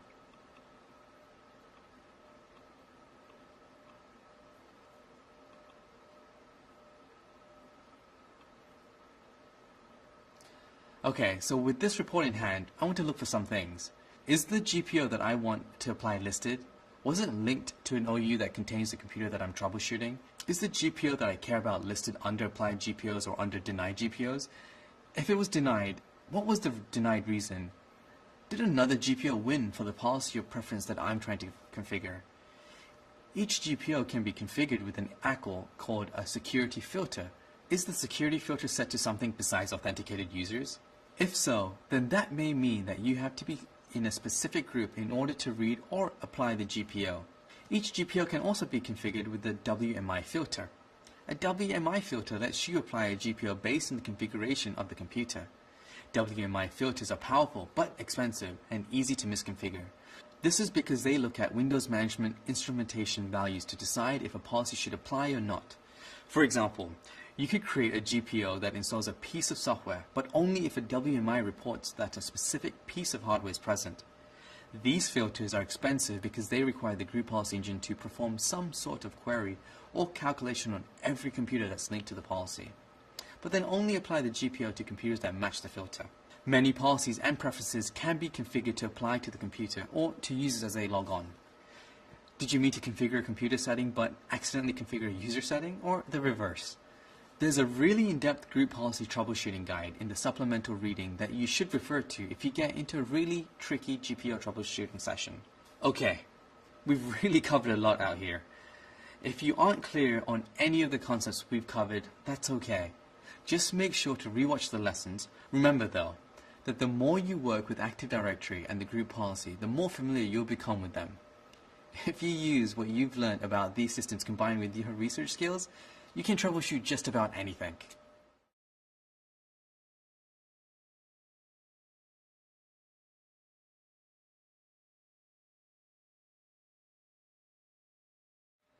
In the last lesson, you dove headfirst into the popular directory service Active Directory. You learned how to add users, password, groups, and even modify access level for groups using group policies.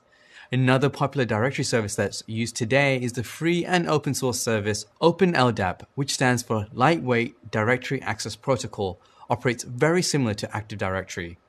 Using LDAP notation or LDAP data interchange format or LDIF, you can authenticate, add, remove users, groups, computers, and so on in a directory service.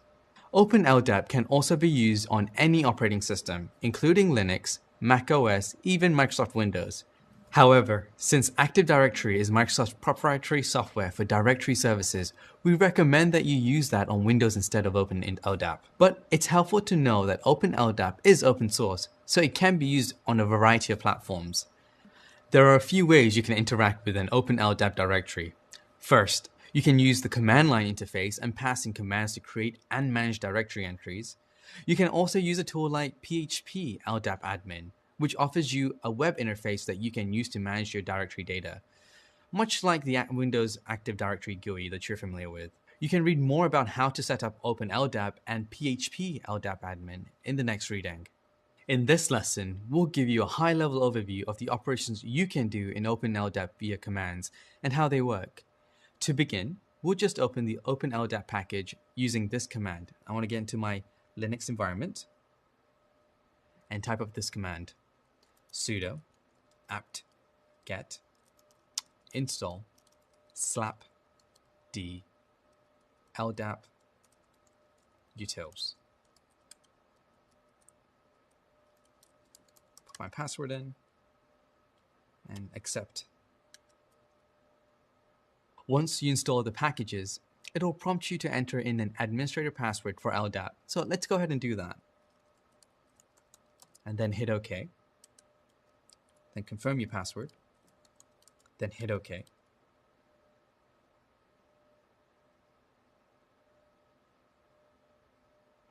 Now that it's installed, we're actually going to reconfigure the slapd package so that we can fine-tune our setting. To do that, we're going to run the following command. I'm going to clear my window and then run sudo dpkg reconfigure slapd. This is going to ask us a bunch of questions about our new setup. We won't cover all of these options, but you can learn more about them in, you've guessed it, the supplemental reading. For now, let's just fill out the settings with these values. So the first option is omit OpenLDAP server configuration. I'm going to go ahead and say no. Next, DNS domain name. It's similar to Windows AD. This is our organization domain. Let's use example.com. And then hit OK. Organization name. Let's use example. Administrator password. Let's do the same thing that we entered before. For the database, let's use MDB. Do you want the database to be removed when slapd is purged? Let's go ahead and say no. Then it's asking us if we would like to move the old database. We're going to say yes for now. and they'll say allow LDAP version 2 protocol. I'm going to say no. That's it. Now you have a running open LDAP server. We're really cooking now. Let's keep going.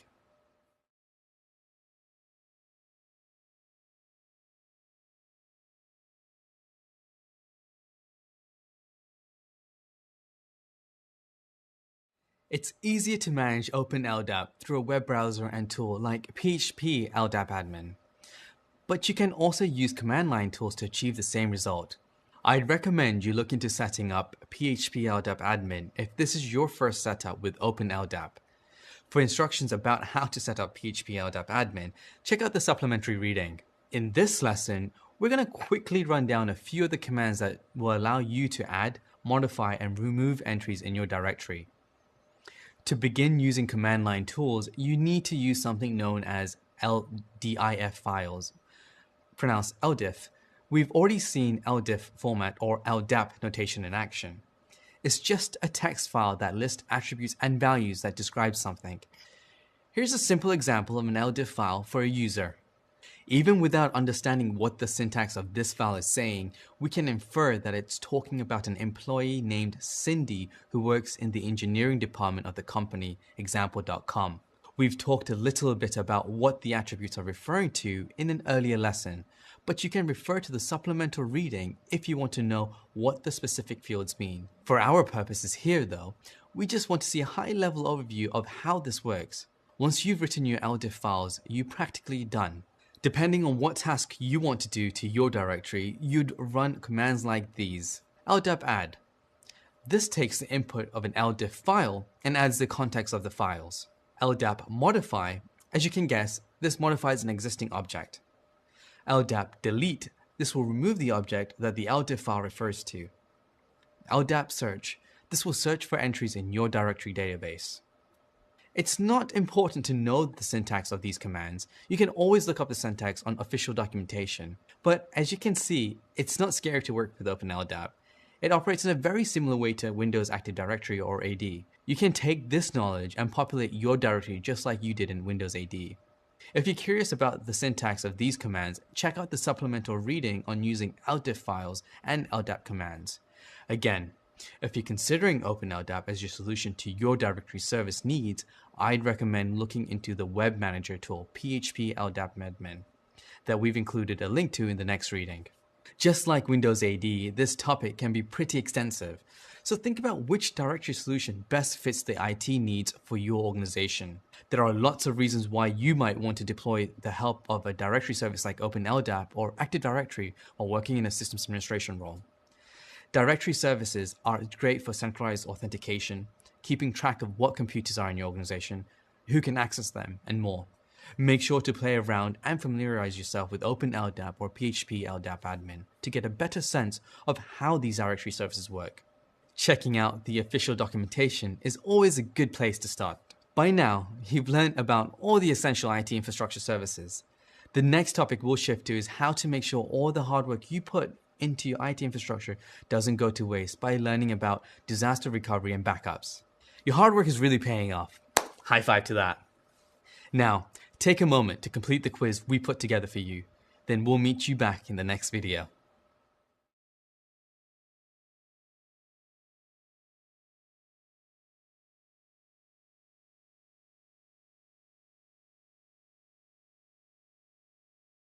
Have you ever had something unexpected and catastrophic happen to a piece of tech you owned? Maybe you dropped your cell phone and it shattered, or spilled a glass of water all over your laptop. I know it's happened to me, and no, it's not fun.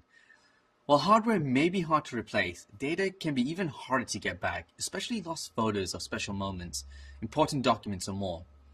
In this module, we're going to arm you with tools you need to be prepared for these accidents, so you can minimize the impact and loss of data. Alright, let's get right into it. Data recovery.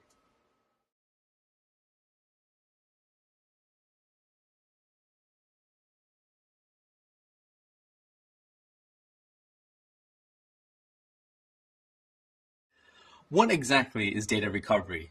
If you've ever broken a cell phone, you probably lost some good pictures along with the phone itself. Data recovery is a process of attempting to recover the data that's lost from the broken phone. But this is just one example of attempting to recover from unexpected data loss. Data recovery, in general terms, is the process of trying to restore data after an unexpected event that results in data loss or corruption. Maybe a device that contains data was physically damaged, or an attacker performed malicious actions, or malware deleted critical data. Whatever the cause, the effect is the same. You've suddenly lost some really important data and you need to figure how to get it back. How you go about trying to restore this lost data depends on a few factors. One is the nature of the data loss. If a device has been damaged, you might be able to recover data from the damaged hardware. This could involve using data recovery software, which can analyze failed hard disks or flash drives and try to locate and extract data files. Another factor that would affect your data recovery is the presence of backups. If you're lucky, or you had the foresight to plan for the unexpected, you have data backed up, and you can restore the data that was lost. Data recovery is an important part of an IT system or organization. Since data is a critical component of any business operations, as an IT support specialist, part of your role is to ensure that this data is available and protected from corruption or loss. So, if something goes wrong, the organization can continue with their business operations with minimal disruptions. That's why it's critical to be able to recover from unexpected events that could impact your business data. When an unexpected event occurs, your main objective is to resume normal operations as soon as possible, while minimizing the disruption to business functions. By the end of this module, you'll have practical tools and methods that you can use to protect your data. One of the most important techniques you will learn is how to effectively back up your data. The best way to be prepared for a data loss event is to have a well thought out disaster plan and procedure in place. Disaster plans should involve making regular backups of any and all critical data that's necessary for your ongoing business processes. This includes things like customer data, system databases, system configs, and financial data. You will learn more about how to design and implement a data disaster plan throughout this module. And lastly, you'll learn more about what IT folks call a postmortem. Imagine that something did go wrong with your systems and you had to use a disaster plan. You might have discovered issues when recovering your data that wasn't covered in the disaster plan. A postmortem is a way for you to document any problems you discovered along the way, and most importantly, the ways you fix them so you can make sure they don't happen again. Being unprepared for a major data loss event can and has severely impacted businesses.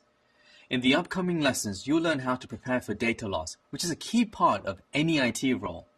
If you're interested in hearing more about how real companies have been impacted by unexpected data loss, check out the supplementary reading.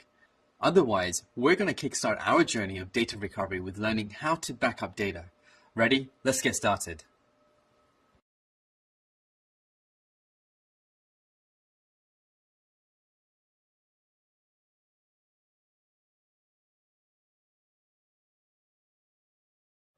So you want to protect your organization from critical data loss.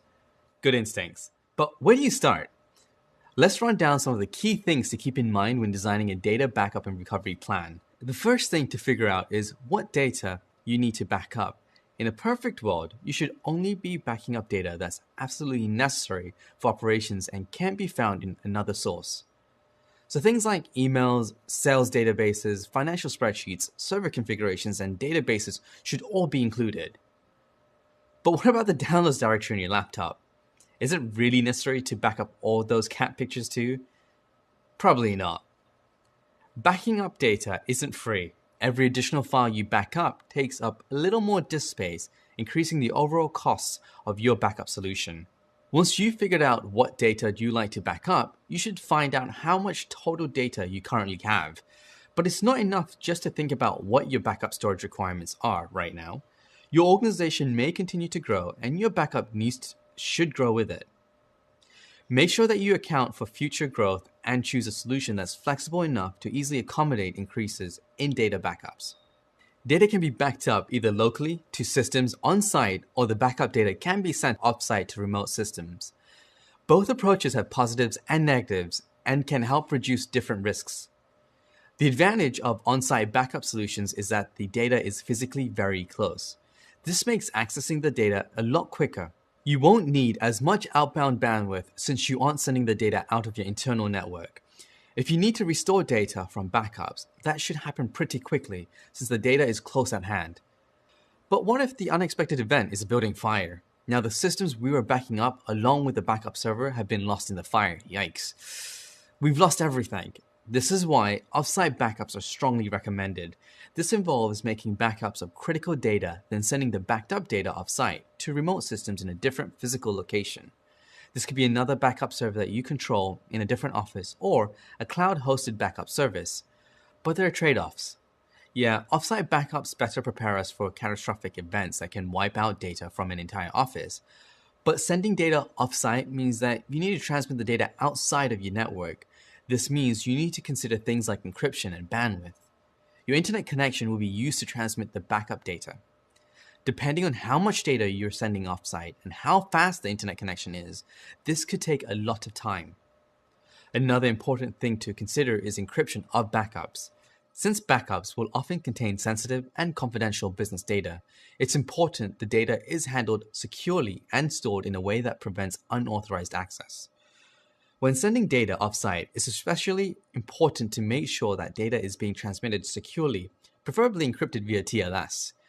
But that's not all. The resulting backup data that's stored should also be encrypted at rest. This is just good security practice. In the next video, we'll discuss some of the practical tools that you can use to back up your data.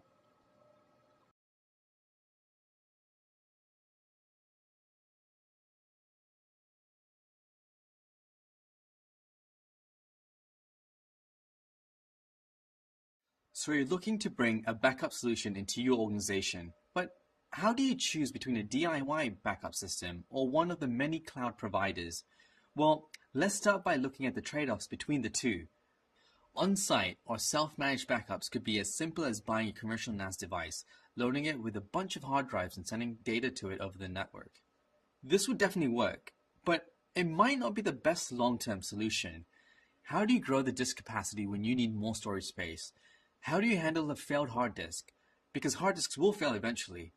By the way, it's important to call out these options aren't mutually exclusive. There's nothing stopping you from implementing both on-site and off-site backups. Actually, it's often recommended to have both if it's within your organization's budget. One more thing that you should consider when evaluating the backup strategy for an organization is backup time period. How long do you need to hang on to backups for? This answer will impact your long-term storage needs and overall cost to maintain a backup system. One approach, which balances cost with convenience, is to archive older data using a slower but cheaper storage mechanism. The standard medium for archival backup data storage is data tapes. These are a lot like audio cassette tapes since they use spools of magnetic tape run through machines that allow data to be written to and read back from the tape. Tape storage is pretty cheap, but isn't as easy or quick to access as data stored on hard drives or solid-state drives. This storage system is usually used for long-term archival purposes where data isn't likely to be needed. If it is needed, some delay in getting the data isn't a concern. There are dozens and dozens of backup solutions available. We won't cover specific ones since there are way too many, but we'll cover some common tools and give you some examples of backup solutions available. One is the command line utility rsync. rsync isn't explicitly a backup tool, but it's very commonly used as one. It's a file transfer utility that's designed to efficiently transfer and synchronize files between locations or computers. rsync supports compression and can use SSH to securely transfer data over a network. Using SSH, it can also synchronize files between remote machines, making it super useful for simple automated backups. Apple has a first-party backup solution available for their Mac operating systems called Time Machine. It operates using an incremental backup model.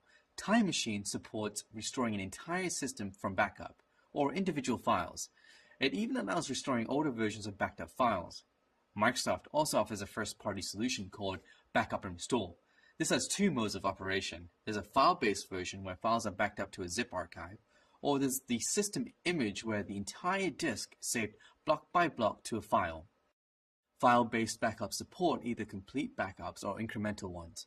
System image backups support differential mode, only backing up blocks on the disk that have changed since the last backup. If you want to learn more about these tools, follow the links in the supplemental readings after this lesson.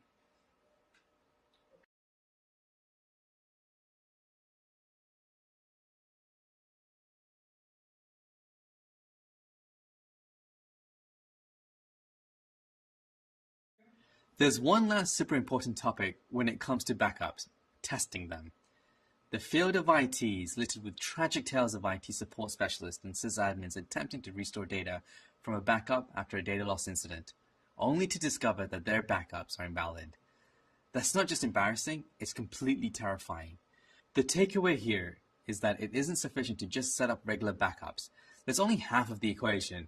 The other half is a recovery process, and that process needs to be tested regularly. Restoration procedures should be documented and accessible so that anyone with the right access can restore operations when needed. You don't want your time off to be interrupted because your colleague back at the office doesn't know how to restore the SQL database from the backup, right? Of course not. So document the procedure and make sure you regularly test the documentation to make sure it works now and in the future. This process is called disaster recovery testing and is critical to ensuring a well-functioning recovery system. Disaster recovery testing should be a regular exercise that happens once a year or so. It should have different teams, including IT support specialists, going through simulations of disaster events. They'll test and evaluate how well prepared or unprepared your organization is for lots of unexpected events. These scenarios can be anything from a simulated natural disaster like an earthquake to a fictional event like a horde of zombies shutting down an office. If that's the case, backups would be the least of your worries, but it's still important. Whatever the scenario, it'll help your IT teams test their emergency procedures and figure out what works and, most importantly, what doesn't. These simulated events are the perfect way to discover any gaps in your planning. If you discover that you aren't protected from data loss in any given scenario, it's an opportunity to learn and fix this gap without risking real data loss. Sounds like a win-win, doesn't it?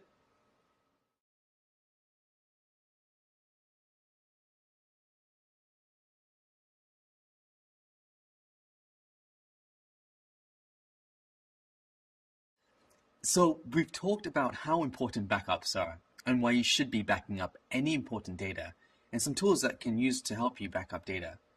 But how exactly do you decide when and how to back up data? Well, let's explore those options. There's a couple of ways to perform regular backups on data that's constantly changing. You can do a full backup on a regular basis, which involves making a copy of the data to be fully backed up.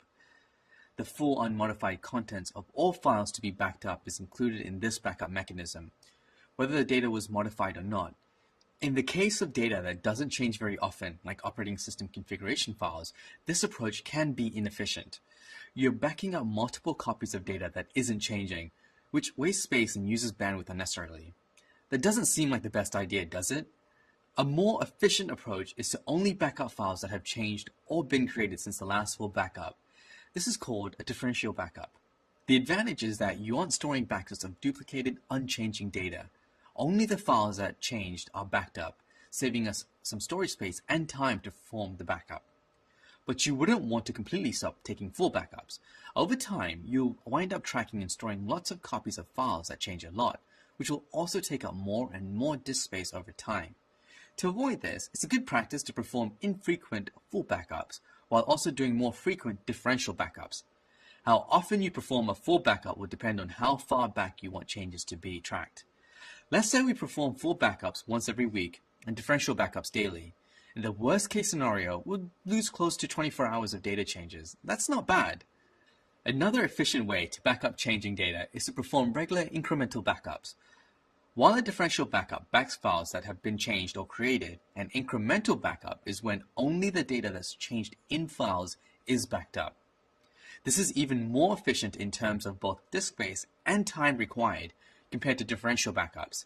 Again, you'll want to use frequent incremental backups along with less frequent full backups.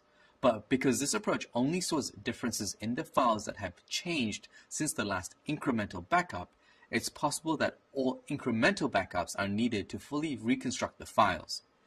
If one of these incremental backups is missing or corrupt, it might not be possible to recover data any more recently than the last full backup. Another drawback is that recovery might be more time-consuming. This is because the most recent version of backed up data has to be recreated by integrating the last full backup with each incremental backup that follows. For super large files that are changing frequently, this could require a lot of time to process. One more thing backup systems can do to help save space is file compression. When creating a backup, all the files and folder structures will be copied and put into an archive. Archives are useful for keeping files organized and preserving folder structure. Besides archiving the files, backups can also be compressed. This is a mechanism of storing the same data while requiring less disk space by using complex algorithms. Those are way too complicated to go into detail here, but it's important to call out that not all data types lend themselves to being compressed. This means that space savings from compression will depend on what you're backing up. Another thing you should know about compressing backups is the expense of restoration. To recover data from a backup, it needs to be decompressed first. Depending on the size of your backups, this could take a lot of time and disk space to expand. We touched on backup storage location a bit in the last lesson, but let's dive into a little more detail. Good news, there's a pretty cheap and easy to maintain option out there for storing backup data on site. You can use a commercial NAS device or configure a file server with a large amount of disk space. Wherever you choose to store your backup data, you'll need a lot of space. You could go out and buy a giant 10 terabyte hard disk, which could work for a little while, but what do you do once your backup data grows to fill that one disk? Are they even making disks larger than 10 terabytes yet? Another thing to worry about is what you do if that one disk holding all your backed up data fails. Yikes, that wouldn't be good. These are issues a RAID array can address. RAID stands for Redundant Array of Independent Disks. It's a method of taking multiple physical disks and combining them into one large virtual disk. There are lots of types of RAID configuration called levels. Depending on the characteristics desired from the array, various RAID levels prioritize features like performance, capacity, or reliability. RAID arrays are a great, inexpensive way of creating a lot of data capacity while minimizing risk of data loss in the event of disk failure. They can even be flexible enough to allow future growth in disk capacity. We won't go into the nitty-gritty details of the different RAID levels available, but if you want to learn more, check out the supplemental readings at the end of this lesson. I want to stress the fact that RAID isn't a backup solution, it's a data storage solution that has some hardware failure redundancy available in some of the RAID levels. But storing data on a RAID array doesn't protect against accidentally deleting files or malware corrupting your data. This is so important that I'm going to say it one more time. RAID is not a replacement for backups.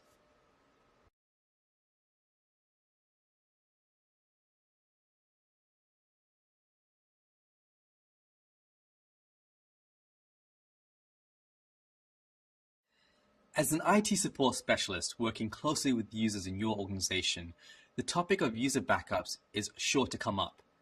We've already covered backing up mission-critical operational data, but what about the spreadsheets and PDFs on Carly's laptop?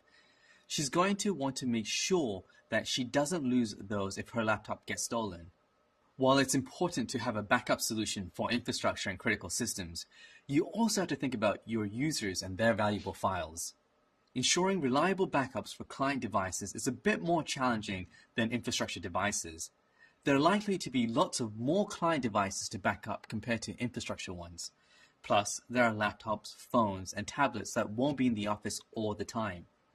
One solution to user backups is to use a cloud service designed for syncing and backing up files across platforms and devices. Some examples of these are things like Dropbox, Apple iCloud, and Google Drive, which are simple and straightforward to use. There's no complicated scheduling or configuration compared to infrastructure backups. They make it easy for users to configure what files or folders they want to have backed up and then ensure the files are synchronized with what's stored in the cloud. As an IT support specialist, this is especially relevant. When users accidentally spill a cup of coffee on their laptop, they're going to come to you hoping their precious family photos can be saved. Getting users set up with an easy-to-use and effective backup system for their files is a great way to avoid this situation.